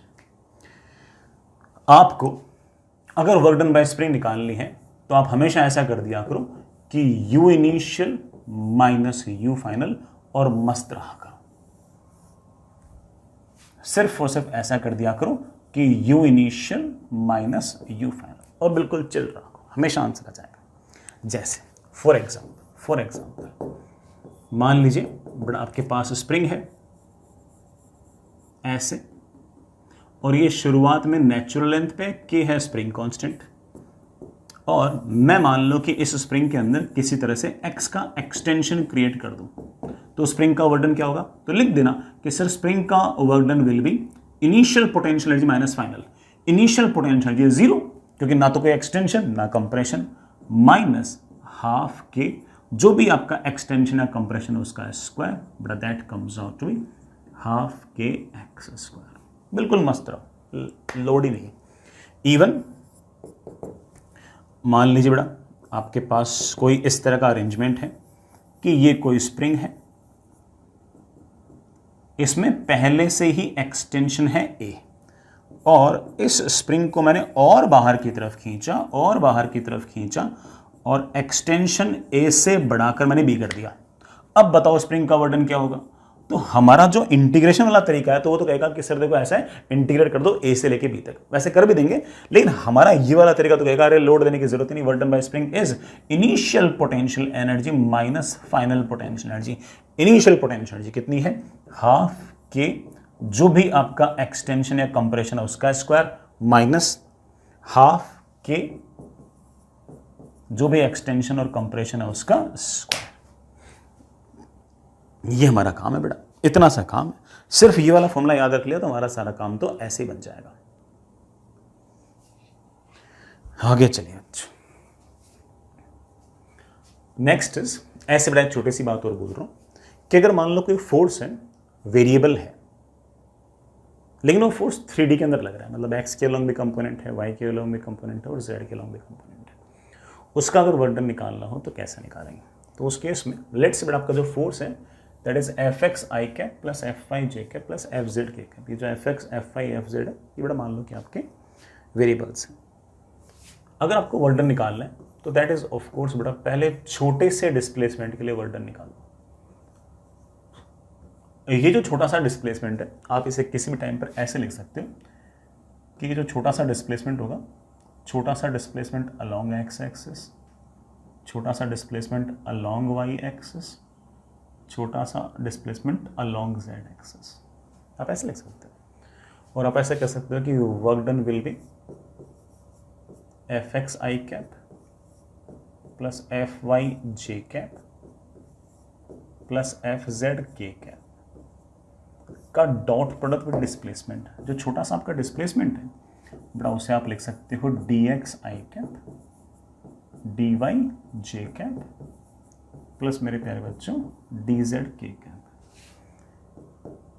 आई कैप का आई कैप के साथ डॉट प्रोडक्ट, जे कैप का जे कैप के साथ, थोड़ा मेरे पास फाइनल एक्सप्रेशन ऐसे आ गया F y d y F z d z. ठीक है, ये तो लेकिन छोटा सा वर्क डन हुआ। सर मुझे पूरा वर्क डन अगर चाहिए तो क्या करूं? बेटा पूरा वर्क डन चाहिए तो integrate integrate integrate integrate x की इनिशियल वैल्यू से x की फाइनल वैल्यू तक, y की इनिशियल वैल्यू से y की फाइनल वैल्यू तक, y की इनिशियल वैल्यू से y की फाइनल वैल्यू तक, ऐसे बेटा आप इंटीग्रेट कर। और हमारे पास, अच्छा मैं एक बात और बोल दूँ, इंटीग्रेट करने से आपका आंसर तो आ जाएगा। मैं एक बात और बोल दूँ, जैसे मान लो कि आपके पास आ गया ये एफ एक्स है और ये एक्स है, ये एक्स आई है, ये एक्स एफ है, तो ये वाला एरिया और ये वाला इंटीग्रेशन एक ही बात है। इसी तरह से मान लो कि आपके पास ये बड़ा फोर्स अलोंग वाई एक्सिस और ये पोजीशन अलोंग वाई एक्सिस के बीच में कोई कर्व है, तो ये वाला इनिशियल वाई कोऑर्डिनेट बड़ा ये आपका फाइनल वाई कोऑर्डिनेट, ये वाला एरिया और ये वाला इंटीग्रेशन एक ही बात है। इसी तरह से फोर्स अलोंग जेड एक्सिस और पोजीशन अलोंग जेड एक्सिस, और इसके बीच का मान लो कर्व ये है, ये इनिशियल जेड, ये फाइनल जेड, ये वाला जो एरिया है ये इंटीग्रेशन के बराबर, ये सेम बात है। ठीक, इस बात पे बड़ा एक छोटा सा प्यारा सा सवाल करते हैं। हालांकि ये सवाल को करने के लिए कोई थ्योरी बताने की जरूरत नहीं थी, आप खुद कर सकते थे। Find work done by this force 4x I cap minus 6y square J cap minus 8z cube k cap to displace a particle from this position to this position। ठीक है ना। ये मीटर, ये न्यूटन मान लेना और ये आपकी पोजीशंस मीटर में मान लेना। ये वाला फोर्स अगर पार्टिकल को इस पोजीशन से इस पोजीशन तक अगर डिस्प्लेस करता है तो वर्क डन कितना होगा। चलिए बेटा सोचते हैं। जैसे आप देख रहे हो कि फोर्स जो है बड़ा वो कांस्टेंट नहीं है, वेरिएबल है, तो हम छोटे से डिस्प्लेसमेंट के लिए छोटा सा वर्क डन लिखेंगे बेटा। दैट छोटा सा work done is F dot D S. Force का मुझे एक्सप्रेशन दे रखा है बेटा कितना, 4x का आई कैप माइनस 6y² का जे कैप माइनस 8z³ का के कैप। ये जो छोटा सा डिस्प्लेसमेंट है ds, ये भी बेटा मैं है ना x y z तीनों तरफ रखूंगा। x एक्सिस के अलोंग छोटा सा डिस्प्लेसमेंट आएगा dx, y एक्सिस के अलोंग छोटा सा डिस्प्लेसमेंट आएगा dy और z एक्सिस के अलोंग छोटा सा डिस्प्लेसमेंट आएगा dz। और हमारे पास बड़ा आप डॉट प्रोडक्ट करना आता है आई कैप का आई कैप के साथ, जे कैप का जे कैप के साथ और के कैप का के कैप के साथ। मेरे पास एक्सप्रेशन आएगा 4x dx minus 6y² dy minus 8z³ dz। ये आपके पास एक छोटा सा वर्डन आ गया। लेकिन मेरे बच्चे बोले सर मुझे तो पूरा वर्डन निकालना है। पूरा वर्डन निकालना तो इंटीग्रेट इंटीग्रेट इंटीग्रेट। x की वैल्यू वेरी कर रही है 1 से 2 तक, तो 1 से 2 तक। y की वैल्यू वेरी कर रही है 0 से 3 तक, तो 0 से 3 तक। z की वैल्यू वेरी कर रही है -1 से 0 तक, तो -1 से लेके 0 तक। 4x का इंटीग्रेशन ऑफ कोर्स बेटा कितना होगा 2x²। लिमिट कहाँ से कहाँ तक 1 से 2 तक। -6y² बेटा y² का इंटीग्रेशन क्या होगा y³/3, तो 2 टाइम्स y³ 0 से लेके 3 तक माइनस 8z³ का होगा 2 टाइम्स z⁴ बेटा कहाँ से कहाँ तक -1 से लेके 0 तक। सिर्फ और सिर्फ बेटा वैल्यूज पुट करनी है, काम बन जाएगा। वैसे 2 तो कॉमन निकाल सकता हूँ सब में से, ठीक है। 2 का स्क्वायर 4 माइनस 1 का स्क्वायर 1 बेटा 2 तो मैंने बाहर निकाल लिया। 3⁻³ 27, 0⁻³ 0। 2 थोड़ा बाहर निकाल लिया। 0⁻⁴ 0 माइनस बेटा -1 की पावर 4 बेटा -1 की पावर 4 तो 1 ही होगा। ये बेटा आपका आंसर है। सॉल्व कर लें बेटा इसको, ये आपका आंसर है। आगे चलते हैं। Next is work done by kinetic friction when direction is changing. वैसे तो हम काइनेटिक फ्रिक्शन का वर्क डन निकाल चुके हैं, लेकिन अगर काइनेटिक फ्रिक्शन बार बार अपने डायरेक्शन चेंज करेगा तो उस केस में हम वर्क डन कैसे लिखेंगे बेटा, ज़रा आराम से इस बात को सुनना। मान लीजिए कि बेटा आपके पास कोई रफ हॉरिजॉन्टल सरफेस है। आपके पास बेटा कोई रफ हॉरिजॉन्टल सरफेस है ऐसे,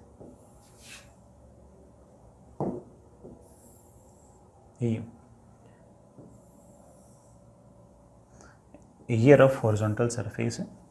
इस रफ हॉरिजॉन्टल सरफेस को मैं ऊपर से देख रहा हूं। ऊपर से देखने पर मैंने देखा कि एक m मास का ब्लॉक पड़ा है। इस m मास के ब्लॉक और इस रफ सरफेस के बीच में बड़ा, जैसे मैंने कहा कि सरफेस रफ है, ठीक है। इस m मास के ब्लॉक को मैं इस रफ सरफेस पर यूं चलाते चलाते चलाते चलाते लेट्स बेटा मैं यहां ले आया। मैं इस ब्लॉक को यूं चला रहा था, यूं चला रहा था, यूं चला रहा था, यूं चला रहा था, यहां ले आया। जब ये ब्लॉक यहां पर था तब इसको मैं यूं ले जा रहा था तो काइनेटिक फ्रिक्शन लग रहा था ऐसे, और ऑब्वियस बात है डिस्प्लेसमेंट था ऐसे। काइनेटिक फ्रिक्शन और डिस्प्लेसमेंट के बीच में मेरे प्यारे बच्चों एंगल कितना है 180। जब मैं इस ब्लॉक को चलाते चलाते बेटा यहाँ पर ले आया तो ऑब्वियस बात है डिस्प्लेसमेंट तो ऐसे होगा, काइनेटिक फ्रिक्शन बेटा डिस्प्लेसमेंट के अपोजिट होगा। तो काइनेटिक फ्रिक्शन ऐसे होगा, डिस्प्लेसमेंट ऐसे होगा, दोनों के बीच में एंगल कितना आएगा 180। इसी ब्लॉक को चलाते चलाते चलाते मैं यहाँ ले आया, तब भी बेटा मैं ले तो इधर जा रहा हूँ, लेकिन ऑब्वियस बात है कि काइनेटिक फ्रिक्शन लगेगा पीछे की तरफ, और ये जो एंगल होगा this comes out to be 180। और यूँ करते करते करते मैं यहाँ ले आया। काइनेटिक फ्रिक्शन का मैग्नीट्यूड तो फिक्स है, लेकिन डायरेक्शन लगातार चेंज हो रही है। किसी एम मास के ब्लॉक को हॉरिजॉन्टल सरफेस पर यूं अगर चलाओगे तो काइनेटिक फ्रिक्शन का मैग्नीट्यूड तो बड़ा ऑफ कोर्स एफ के हो गया, जिसकी वैल्यू म्यू के एम जी होगी, लेकिन उसकी डायरेक्शन लगातार चेंज हो रही है। इधर ला रहे हो तो फ्रिक्शन ऐसे, इधर ला रहे हो तो फ्रिक्शन ऐसे, इधर ला रहे हो तो फ्रिक्शन ऐसे। छोटे छोटे डिस्प्लेसमेंट है, छोटा छोटा वर्क डन है, उस सारे के सारे वर्क डन को मैं जोड़ लूंगा। चलिए बेटा, छोटे से डिस्प्लेसमेंट में काइनेटिक फ्रिक्शन का वर्क डन क्या होगा? दैट इज एफ के डॉट डी एस। होता तो बड़ा ही है, एफ के डॉट डी एस छोटा सा वर्क डन, उसको इंटीग्रेट कर लो। सर एफ के वेक्टर को बाहर निकाल लो। नहीं बेटा। सर क्यों नहीं? हमारा काइनेटिक फ्रिक्शन तो कांस्टेंट है ना। नहीं बेटा, कांस्टेंट थोड़ी है।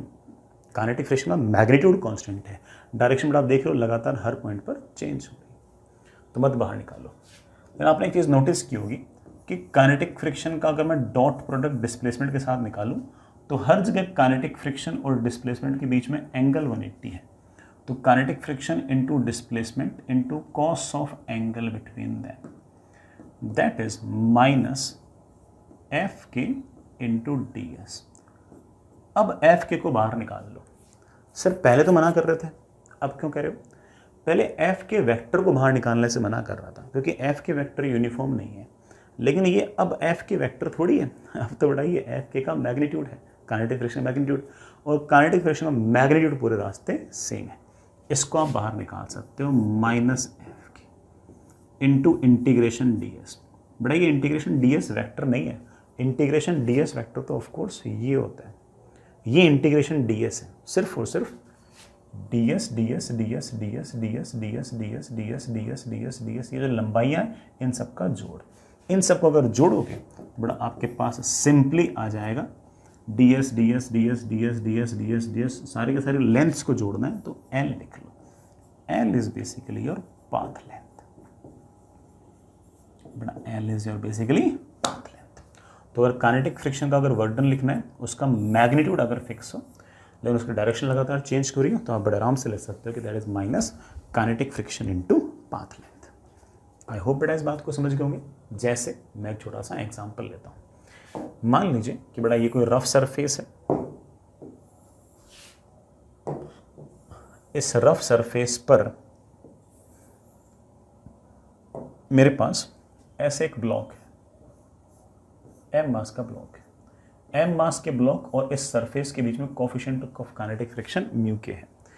मैं जो दिखा रहा हूं बेटा वो टॉप व्यू दिखा रहा हूं, पहले बोल दो बेटा, ये टॉप व्यू है और ये जो है ये आपका एक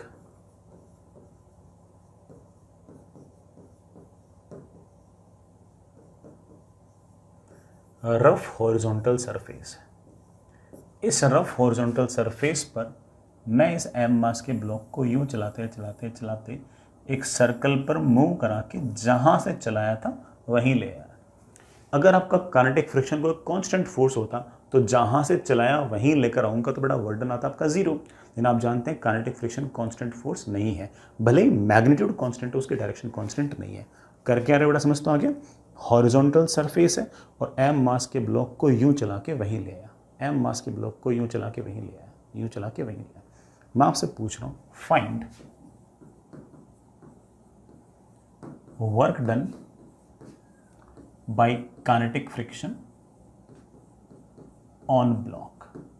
ब्लॉक पर काइनेटिक फ्रिक्शन ने वर्क कितना किया, सीधा लिख दो बेटा। Work done by kinetic friction will be minus kinetic friction into path length. Kinetic friction बेटा हॉरिजॉन्टल रफ सरफेस है, काइनेटिक फ्रिक्शन की वैल्यू होगी बेटा minus mu k into m g multiplied by यहां से तक की पाथ लेंथ। बेटा path length is of course 2 pi r. ये लो बेटा, काइनेटिक फ्रिक्शन का वर्क डन आपके इस ब्लॉक पर नेगेटिव है और उसकी जो वैल्यू है बेटा that is minus mu k into m g into 2 pi r. ये हमारा आंसर है। समझिए क्या होंगे, आगे चलते हैं। चलिए बच्चों आगे चलते हैं। Next is energy. बेटा एनर्जी की शायद पहली बार आपने कोई डेफिनेशन जो है शायद 6th या 7th क्लास में सुनी होगी। जो डेफिनेशन उस दिन सुनी थी वही डेफिनेशन आज भी वैलिड है। Capacity to do work is known as energy. कोई भी कार्य करने की जो क्षमता है, किसी भी कारण से हो कार्य करने की जो क्षमता है उसे हम एनर्जी कहेंगे। बेटा लिखना चाहो तो लिख सकते हो capacity to do work is known as energy. किसी के पास हो सकता है कि अपने केमिकल रिएक्शंस के कारण वर्क करने की क्षमता हो, तो हम कहेंगे कि उसके पास केमिकल एनर्जी है।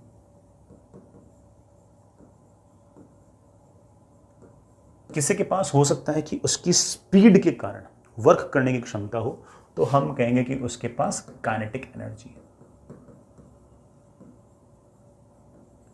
किसी के पास मान लीजिए कि उसकी जो रिलेटिव पोजीशन या ओरिएंटेशन या उसकी जो शेप साइज ज्योमेट्री है उसके कारण वर्क करने की क्षमता हो, तो उसे हम बोल देंगे कि उसके पास पोटेंशियल एनर्जी है। हालांकि इस काइनेटिक और पोटेंशियल को मिलाकर हम लोग एक शब्द और यूज करते हैं, दैट इज मैकेनिकल एनर्जी। किसी के पास साउंड के कारण वर्क करने की क्षमता हो, ऐसा हो सकता है, that is known as your sound energy. बेटा किसी के पास फोटॉन्स के कारण वर्क करने की क्षमता हो, कार्य करने की क्षमता हो, तो बेटा उसे हम नाम दे देंगे solar energy and so on. बेटा खूब सारी एनर्जीज हो सकती है, ठीक है। हमने बेटा वैसे एक जनरल स्टेटमेंट आप लोगों ने सुन रखा होगा, अगेन अपने मेरे ख्याल से जब पहली बार एनर्जी के बारे में पढ़ा होगा तभी से सुन लिया होगा कि energy can neither be created nor destroyed. Total energy जो है वो सिस्टम की, वो पूरे यूनिवर्स की या किसी भी आइसोलेटेड सिस्टम की फिक्स रहती है। Energy can neither be created nor destroyed. Energy can neither be created nor destroyed. हालांकि मैं इसमें एक बात और बोलूँ ना कि वैसे हम आखिर में चलते चलते जब न्यूक्लियर फिजिक्स वगैरह पढ़ रहे होंगे तो हम मास को एनर्जी में और एनर्जी को मास में कन्वर्ट करना भी पड़ेंगे। लेकिन फिर एक उसके पीछे एक थ्योरी और आती है कि मास और energy are not that different. हम हमारी मैकेनिक्स के लेवल तक ऐसे समझ सकते हैं कि energy can neither be created nor destroyed. बड़ा एनर्जी की यूनिट जो है बड़ा इट विल बी जूल। कोई सी भी एनर्जी हो बट इसकी यूनिट विल बी जूल्स। कभी अगर इलेक्ट्रोवोल्ट लिखी हुई है तो 1 electronvolt is basically 1.6 into 10⁻⁻19 joules. Energy बड़ा अपने आप में एक स्केलर क्वांटिटी है, कोई डायरेक्शन नहीं होती, बड़ा वेक्टर है, वेक्टर नहीं स्केलर है। सबसे पहली जो हमारे पास एनर्जी है जो हमें पढ़नी है, हालांकि इस चैप्टर में हमें सिर्फ और सिर्फ दो ही तरह की एनर्जी पढ़नी है, एक बेटा काइनेटिक एनर्जी और दूसरी आपकी पोटेंशियल एनर्जी। ये इलेक्ट्रिकल एनर्जी, सोलर एनर्जी, इनके अलग अलग से अपने चैप्टर होंगे, उनको देख लेंगे। Kinetic energy is by virtue of motion, it is energy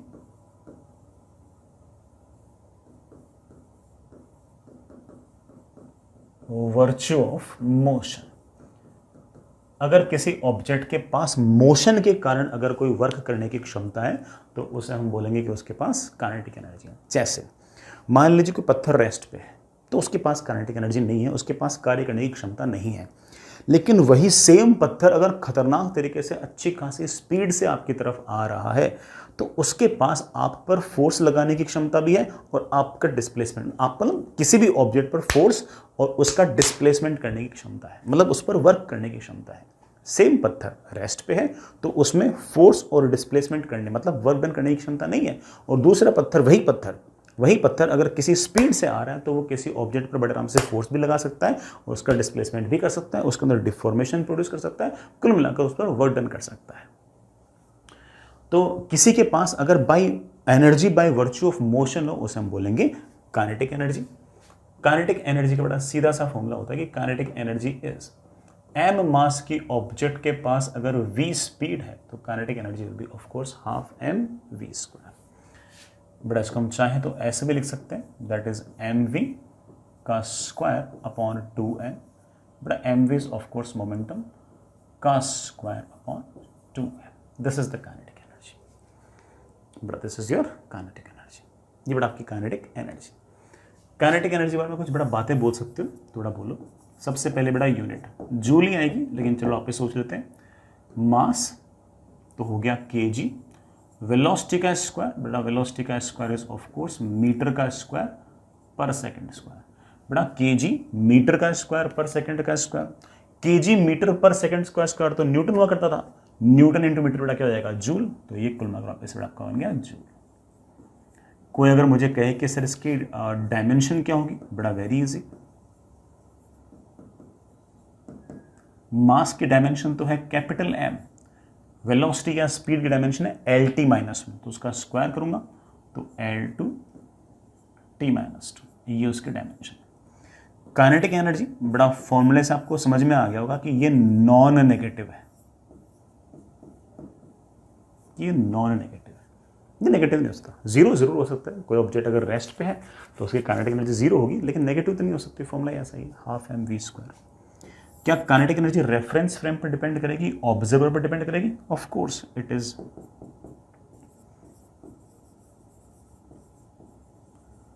observer dependent. अलग अलग ऑब्जर्वर के लिए किसी ऑब्जेक्ट की स्पीड अलग अलग हो सकती है, तो हर ऑब्जर्वर के लिए स्पीड अगर अलग अलग तो हर ऑब्जर्वर के लिए काइनेटिक एनर्जी भी अलग अलग। तो काइनेटिक एनर्जी बड़ा ऑफ कोर्स ऑब्जर्वर पर डिपेंड करेगी। ये बड़ा काइनेटिक एनर्जी का बेसिक सा फॉर्मूला है, याद रखें, हाफ एम वी स्क्वायर या फिर मोमेंटम का square upon 2 times of m. इस पर बड़ा किस किस तरह के सवाल भी पूछ लेते हैं, जैसे मैं आपसे एक सवाल पूछूं, find percentage change in kinetic energy if speed increases by 10%। अगर स्पीड 10% बढ़ जाती है तो काइनेटिक एनर्जी कितने परसेंट बढ़ जाएगी? वेरी इजी, बड़ा तो सिंपल हमारे परसेंटेज वाले सवालों जैसा है। बेटा मान लीजिए पहले आपके पास स्पीड है v, तो उसके कॉरस्पॉन्डिंग काइनेटिक एनर्जी है हाफ एम, जो भी स्पीड है उसका स्क्वायर। अब हमने स्पीड 10% बढ़ा दी है, मतलब पहले तो v थी, इसका 10% बढ़ा दी है, ठीक है। तो पहले अगर आपके पास स्पीड v थी तो अब बड़ा आपके पास स्पीड 1.1 टाइम्स ऑफ v है, इससे 10% ज़्यादा है, तो अब काइनेटिक एनर्जी कुछ नहीं होगी, नई वाली kinetic energy will be half, mass तो बड़ा वही है, नई वाली स्पीड बड़ा 1.v जो है उसका स्क्वायर, बड़ा 1.1 का स्क्वायर तो 1.21 होगी, 1.21 times half m v square, it is of course 1.21 times, बड़ा हाफ एम वी स्क्वायर, तो आपके पास जो पहले काइनेटिक एनर्जी थी वही आ गई। तो मतलब आपके पास पहले काइनेटिक एनर्जी अगर k थी तो अब आपके पास काइनेटिक एनर्जी 1.21 टाइम्स k है। अगर मैं आपसे पूछूं कि परसेंटेज चेंज कितना है काइनेटिक एनर्जी में, तो परसेंटेज चेंज का फॉर्मूला थोड़ा बचपन से वही है, final minus initial upon initial into 100। Final है 1.21 k, इनिशियल है k अपॉन इनिशियल इनटू 100, बड़ा दैट कम्स आउट विद 21%। तो इसका मतलब आपकी काइनेटिक एनर्जी जो है वो 21% बढ़ गई है, ठीक है। इट मेक सेंस, कोई बहुत भारी बात है नहीं ऐसे ना। आगे चलते हैं। वैसे अगर है ना परसेंटेज थोड़े छोटे हो ना तो थोड़ा सा एक कैलकुलेशन और आती है, वो भी देख लेते हैं। हालांकि वो कैलकुलेशन आपके बाद में भी काम आएगी। जैसे मैं एक सवाल पूछ लेता हूँ, सवाल पूछ लो ना, if speed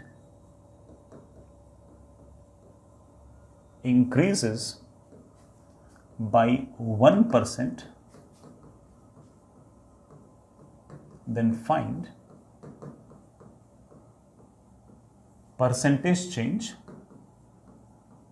in kinetic energy। सोचते हैं बेटा,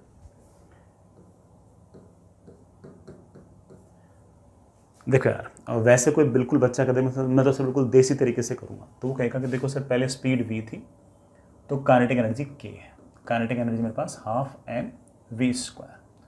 अब मैंने स्पीड 1% बढ़ा ली है, तो बड़ा कितनी बढ़ा ली है, पहले v तो थी 1% बढ़ा ली है, तो अब नई वाली स्पीड आ गई है 1.01 टाइम्स v, तो नई वाली काइनेटिक एनर्जी आ गई k dash is equals to half m 1.01 v का स्क्वायर। ठीक है बेटा, फिर वो क्या करेगा 1.01 का स्क्वायर कर लेगा, फिर बेटा वापस से वैसे के वैसे निकाल लेगा, आंसर आ जाएगा उसको, कोई दिक्कत वाली बात नहीं है, बट उसे 1.01 का स्क्वायर करना पड़ेगा। मेरे पास एक अल्टरनेट है, जो अल्टरनेट है वो तभी काम करेगा जब परसेंटेज चेंज छोटे, ये तो हमेशा ही करेगा, है ना। अल्टरनेट कहता है कि kinetic energy can be written as half m v square, पूरे का लॉग ले लो, ln k is equals to ln half plus ln m plus 2 times ln v, पूरे को डिफरेंशिएट कर दो। ln k का डिफरेंशिएशन होगा 1/k इंटू डी के, हाफ तो बड़ा कांस्टेंट है, उसका डिफरेंशिएशन तो 0। ln m का डिफरेंशिएशन होगा 1/m इंटू डी एम, बड़ा ln v का डिफरेंशिएशन होगा 1/v into d v. D m है मास में चेंज, m है एक्चुअल मास। मेरे बच्चे बोले सर मास में तो कोई चेंज है ही नहीं, ठीक है। तो मेरे पास आ गया सिर्फ और सिर्फ change in kinetic energy upon actual kinetic energy is equals to 2 times change in speed upon actual speed. Sir मुझे परसेंटेज चेंज चाहिए, बेटा परसेंटेज चेंज चाहिए तो 100 से मल्टीप्लाई कर दो दोनों तरफ। ये क्या लिखा हुआ है, change in speed upon actual speed into 100। क्या बेटा ये percentage change in speed, percentage change in speed बेटा आपको पहले से ही दे रखा है बेटा, कितना सवाल के अंदर 1%। तो आपके पास change in kinetic energy upon initial kinetic energy into 100, मतलब percentage change in kinetic energy आपके पास आ गई है 2%। तो परसेंटेज काइनेटिक एनर्जी आपके पास, sorry percentage change in kinetic energy आपके पास लगभग 2% है। अगर किसी बच्चे ने अगर पूरा सॉल्व किया होता तो उसका आंसर भी 2.01 समथिंग आता। ऑफ कोर्स बेटा ये वाला तरीका थोड़ा सा आसान है, और ये वाले सवाल अगर आपने 1-2 कर लिए तो आपको पता लग जाएगा हर बार वो जो पावर है ना वो नीचे आ जाती है, काम वैसे ही बन जाता है। ठीक, नेक्स्ट इज एक्सट्रीमली इंपॉर्टेंट बेटा, that is work energy theorem. मान के चल लो कि पूरे के पूरे चैप्टर में सबसे इंपॉर्टेंट चीज़ ही वर्क एनर्जी थ्योरम है। जो भी कुछ होना है वो वर्क एनर्जी थ्योरम से ही होना है, जितना भी सवाल बनने हैं, जो भी कहानी बननी है वो वर्क एनर्जी थ्योरम से ही बननी है। हालांकि इसके अंदर वर्क और काइनेटिक एनर्जी दोनों आएंगे, तुम्हें वर्क डन लिखना आना चाहिए, काइनेटिक एनर्जी लिखनी आनी चाहिए। काइनेटिक एनर्जी लिखना तो आसान सा काम है, वर्क डन लिखना आना चाहिए, वो मेन है, वो हम हल्का फुल्का सीख चुके हैं। हल्का फुल्का क्या बेटा, सारा ही सीख चुके हैं। वर्क एनर्जी थ्योरम ये कहता है कि किसी ऑब्जेक्ट पर मान लीजिए बेटा बहुत सारे फोर्सेस लग रहे हैं, उन सारे के सारे फोर्सेस का इंडिविजुअली वर्क डन निकालते रहो और उन सारे के सारे वर्क डन को जोड़ लो। Work done by all the forces on a system will be always equal to change in kinetic energy of the system. किसी सिस्टम पर जितने भी फोर्सेस लग रहे हैं उन सब का वर्क डन लिख लो, और उन सब का जो वर्क डन होगा उसका जो सम है वो हमेशा उस ऑब्जेक्ट या सिस्टम की काइनेटिक एनर्जी के चेंज के बराबर होगा। इतना सिंपल सा स्टेटमेंट है। मैं चाहूं थोड़ा वर्ड्स में भी लिख सकता हूं, लिखना work done by all the forces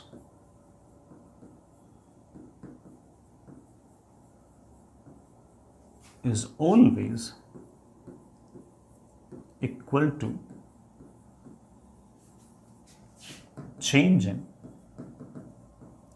kinetic energy. आप ऐसा मान सकते हो कि जैसा हमारा न्यूटन्स लॉ था ना, F is equals to ma, उतना ही इंपॉर्टेंट ये है, उतना ही इंपॉर्टेंट ये, उससे कम नहीं। जैसे F is equals to ma का जलवा है, वैसे वर्क एनर्जी थ्योरम का भी अच्छा खासा जलवा है। सर हमें नहीं लगता ऐसा, बताता हूँ बेटा कैसे। सुनना, कुछ सवाल ऐसे कराता हूँ जो मैंने आपको पहले से करा रखे, जो मैंने पहले से आपको बता रखे, वही वाले सवाल मैं वापस से कराता हूँ। ये ग्राउंड और कोई एयर रेजिस्टेंस वगैरह नहीं है, ये एक m मास का पार्टिकल, इसको मैंने ग्राउंड से h हाइट ऊपर से रिलीज किया। ये पार्टिकल गया गया गया गया गया गया गया ज़मीन से टकराया। सब बच्चों को पूरी की पूरी थ्योरी याद आ रही होगी। हमने बेटा यहाँ से तक का टाइम भी निकाल रखा है, ये स्पीड भी निकाल रखी है, सब काम कर रखे हैं। मैं आपसे ये वाली वेलोसिटी पूछ रहा हूँ लेकिन इस बार काइनेमेटिक्स से मत निकालो, वर्क एनर्जी थ्योरम से निकालो। सवाल बेटा ये है कि m मास के पार्टिकल को अगर हाइट h से रिलीज कर दिया है, कोई बेटा एयर रेजिस्टेंस वगैरह नहीं है, तो बताओ कि जस्ट ये ज़मीन पर टकराने वाला होगा तो स्पीड कितनी होगी। करते हैं, अभी करते हैं, एक लाइन में कर देंगे। एक बार अगर पार्टिकल आपके हाथ से छूट गया तो उस पर सिर्फ और सिर्फ एक ही फोर्स लग रहा है। कौन सा फोर्स लग रहा है बेटा? ग्रेविटी। मैंने आपको सिखाया कि यहां से तक work done by all the force equal to change in kinetic energy लगा दो, यहां से लेकर यहां तक वेट लगा दो, यहां से यहां तक मुझे लगता है कि ब्लॉक पर सिर्फ और सिर्फ ग्रेविटेशनल फोर्स है and it should be equal to के फाइनल माइनस के इनिशियल। यहां से यहां तक m मास का ब्लॉक नीचे आ रहा है तो काइनेटिक एनर्जी बेटा कितनी होगी, sorry work done by gravity कितना होगा, plus mgh। It should be equal to obvious बात final kinetic energy minus initial kinetic energy. Release किया गया तो इनिशियल काइनेटिक एनर्जी 0 और सॉल्व करते ही मेरे प्यारे वाले बच्चों v की वैल्यू आ गई है √2gh। याद करो बेटा, √2gh आंसर आया था कि पहले भी? आप बोलोगे हाँ सर बिल्कुल यही आया था। एक और करके दिखाता हूं। ये बेटा कोई टावर है h हाइट का, ये ग्राउंड है, ये जो हाइट है ये h है और यहां से मैंने किसी m मास के पार्टिकल को u वेलोसिटी से u फेंक दिया है। Projection from tower case 2 type. ये वाला जो पार्टिकल है ये यूं चलते चलते चलते चलते चलते कभी ना कभी ज़मीन से स्ट्राइक करता है। हमने तो ओवरव्यू उस टाइम पर बहुत सारे काम किए थे। मैं यहाँ पर तो आपसे सिर्फ और सिर्फ ये पूछ रहा हूँ कि ये वाला पार्टिकल जब ज़मीन से स्ट्राइक करेगा तो स्ट्राइक करते वक्त वेलोसिटी क्या होगी, बस इतना सा ही सवाल है। अगेन इनिशियल स्पीड दे रखी है, फाइनल स्पीड पूछिए। एक तरह से इनिशियल काइनेटिक एनर्जी दे रखी है, फाइनल काइनेटिक एनर्जी पूछिए। तो सवाल चीख चीख के कह रहा है कि काइनेटिक एनर्जीज को रिलेट करना है। तो सवाल चीख चीख के कह रहा है कि वेट लगा दो। वेट सेज दैट कि work done by all the forces is equals to change in kinetic energy. एक बार अपने हाथ से आपने इसको फेंक दिया तो पूरे रास्ते इस पर सिर्फ और सिर्फ एक ही फोर्स लग रहा है। कौन सा? Gravitational force. And it should be equal to gravitational force का work done is equals to के फाइनल माइनस के इनिशियल। ग्रेविटेशनल फोर्स एक कांस्टेंट फोर्स है, वो इस बात पर डिपेंड नहीं करता कि रास्ता क्या है, वो सिर्फ और सिर्फ इस बात पर डिपेंड करता है कि इनिशियल पोजीशन क्या है और फाइनल पोजीशन क्या है। साथ ही साथ ग्रेविटेशनल फोर्स पूरे रास्ते वर्टिकल लगता है, तो हॉरिजॉन्टल डायरेक्शन में क्या डिस्प्लेसमेंट है उसे इंटरेस्ट ही नहीं है, उसे सिर्फ और सिर्फ वर्टिकल डायरेक्शन में इंटरेस्ट है। ब्लॉक कुल मिलाकर h हाइट नीचे आ रहा है तो ग्रेविटी का वर्क डन मेरे प्यारे वाले बच्चे जानते हैं कि ग्रेविटी का वर्क डन तो आएगा mgh। It should be equal to final kinetic energy. बेटा final kinetic energy is half mv² minus initial kinetic energy. बेटा initial kinetic energy is half mu²। Solve करते बेटा v की वैल्यू मेरे पास आ गई है √u² plus 2gh। I hope you remember that कि बेटा हमने ये वाला v पहले से निकाल रखा है, बल्कि हमने ये भी याद कर रखा है कि इस टाइम पर टकराते वक्त जो स्पीड होगी वो इस बात पर डिपेंड नहीं करती कि ये वाला एंगल थीटा कितना है। और एक्जैक्टली मेरा आंसर भी वैसा ही है। आई होप बेटा इस बात को समझ गए होंगे। चलो बच्चों एक और सवाल पूछता हूँ। अगेन ऐसा सवाल जो हमने पहले से कर रखा है। सर पहले से कर रखे सवाल क्यों करा रहे हो? कन्विंस करने के लिए कि देखो कैसे कर लो आंसर सेम आएगा। मेरे पास एक m मास का ऑब्जेक्ट है और मैंने उसको ऊपर की तरफ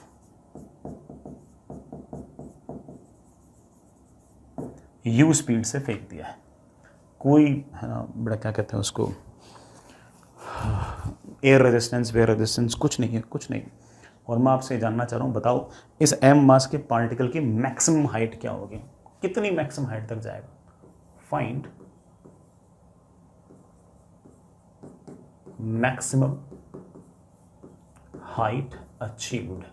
जैसे मैंने ये वाला सवाल पूछा कुछ बच्चों ने तो घर से बैठे बैठे चिल्लाना स्टार्ट कर दिया होगा u²/2g u²/2g। ऑफ कोर्स सही है वो तो, लेकिन बेटा मुझे करना किससे? मुझे करना इसको बेटा वर्क एनर्जी थ्योरम से।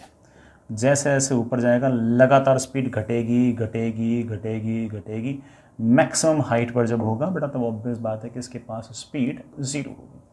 इनिशियल स्पीड दे रखी है, फाइनल स्पीड दे रखी है, तो चीख चीख के सवाल कह रहा है कि इनिशियल काइनेटिक एनर्जी और फाइनल काइनेटिक एनर्जी रिलेट करना है। वो कैसे रिलेट होती है? वर्क एनर्जी थ्योरम से। मुझे ये वाली हाइट निकालनी है, अभी निकालते हैं। ये इनिशियल है, ये फाइनल है। मुझे पता है कि work energy theorem says that कि work done by all the forces is equals to change in kinetic energy. बड़ा पूरे रास्ते में सिर्फ और सिर्फ ग्रेविटी का वर्डन है, दैट इज इक्वल्स टू के फाइनल माइनस के इनिशियल। ग्रेविटी का वर्डन जैसे आपको नजर आ रहा है माइनस एम जी एच है। Sir minus m g h क्यों? एम जी लग रहा है नीचे, डिस्प्लेसमेंट ऊपर, मैंने तो याद भी करा रखा है। एच हाइट नीचे आए तो plus m g h, h height ऊपर जाए तो माइनस एम जी एच। ये ग्रेविटी का work done should be equal to के फाइनल 0 माइनस के initial half m u square. Minus से माइनस गया, एम से एम गया, और वही सवाल आ गया जो आप घर से बैठे बैठे चीख चीख के बोल रहे थे, that was you square upon 2g। और तुम तो जानते हो आंसर में हमें इंटरेस्ट थोड़ी, हम इस बात में इंटरेस्ट है कि हमारा वर्क एनर्जी थ्योरम कितना हेल्पफुल है हमारे लिए, कितना ज़्यादा हेल्पफुल है हमारे लिए। अगेन एक सवाल और कराता हूँ जो हमने पहले से कर रखा है। सर क्या वही सवाल कराओगे जो मैंने पहले से कर रखा है? अरे नहीं बेटा, कुछ सवाल ऐसे भी करेंगे जो हमारे काम भी आएंगे, है ना, जो अपन पहली बार कर रहे होंगे। ये तो सिर्फ इसलिए कि मैं आपके दिमाग में बिठाना चाहता हूँ कि जो हमने पढ़ रखा है वो सारी चीज़ें काफ़ी सारी चीज़ें हम लोग वर्क एनर्जी थ्योरम से भी कर सकते हैं। रफ सरफेस है, कोफिशिएंट ऑफ फ्रिक्शन म्यू के है, मेरे पास ये एम मास का ब्लॉक है, और इस एम मास के ब्लॉक को मैंने इस तरफ यू वेलोसिटी से फेंक दिया है इनिशियली। बड़ा फ्रिक्शन लगेगा, पीछे की तरफ जाएगा जाएगा जाएगा जाएगा जाएगा, कभी ना कभी ये एम मास का ब्लॉक जाकर रुक जाएगा। रुकने से पहले इस एम मास के ब्लॉक ने कितनी डिस्टेंस ट्रेवल की है ये बताओ। बेटा ये सवाल तुमने पहले से कर रखा है, बल्कि तुमने तो उस टाइम पर ये भी नहीं कहा था कि कितने टाइम बाद रुकेगा, कि डिस्टेंस कितनी होगी, वो सब कर रखा है तुमने। बेटा मैं सवाल लिख नहीं रहा, सीधा बोल दूँ, बेटा तुम समझ गए, एक्स निकाल दो, रुकने से पहले कितनी डिस्टेंस ट्रेवल करेगा। बेटा एक काम करो, यहाँ से यहाँ तक सवाल अगेन चीख चीख के क्या कह रहा है कि इनिशियल स्पीड पता है, फाइनल स्पीड पता है, वेट लगा दो। वेट सेज दैट कि work done by all the forces must be equal to change in kinetic energy. कौन से फोर्सेस हैं आखिर इस पर? एम जी ऐसे है, नॉर्मल ऐसे है, और काइनेटिक फ्रिक्शन है पीछे की तरफ जिसकी वैल्यू है म्यू के M g. Work done by all the forces, हाँ भाई, ग्रेविटी का फोर्स का वर्क डन, नॉर्मल का वर्क डन प्लस फ्रिक्शन का work done, it should be equal to के फाइनल माइनस के इनिशियल। यही तो कहता है वर्क एनर्जी थ्योरम कि work done by all the forces equal to change in kinetic energy. Who are the all forces? Gravity, normal और friction. इन तीनों के वर्क डन का जो सम है वो काइनेटिक एनर्जी के चेंज के बराबर होना चाहिए। ग्रेविटी का वर्क डन मेरे बच्चे फटाक से बोल देंगे 0, नॉर्मल का वर्क डन भी मेरे बच्चे फटाक से बोल देंगे 0। क्यों? ग्रेविटी ऐसे, डिस्प्लेसमेंट ऐसे, एंगल 90, नॉर्मल ऐसे, डिस्प्लेसमेंट ऐसे, एंगल 90। सिर्फ और सिर्फ फ्रिक्शन का वर्क डन है, डायरेक्टली लिख दूँ, फ्रिक्शन लग रहा है पीछे की तरफ म्यू के एम जी, डिस्प्लेसमेंट है सामने की तरफ x, तो फ्रिक्शन का वर्डन आ गया माइनस म्यू के एम जी एक्स। माइनस किस बात का बेटा? फ्रिक्शन इस तरफ, डिस्प्लेसमेंट इस तरफ, तो बेटा कॉस पाई हो आएगा, कॉस पाई की वैल्यू -1। एक्सपीरियंस से हम सीख गए कि हाँ ठीक है माइनस लगा सकते हैं। It should be equal to final kinetic energy, final तो रुक गया, minus initial kinetic energy, initial kinetic energy half m u square. m से m गया, माइनस से माइनस गया, x की वैल्यू आ गई बेटा मेरे पास u square upon 2 times mu k g. बहुत सारे बच्चों को याद आ जाएगा कि बेटा आपने सारे के सारे काम इस तरह से पहले से निपटा रखे हैं। ठीक है बच्चों,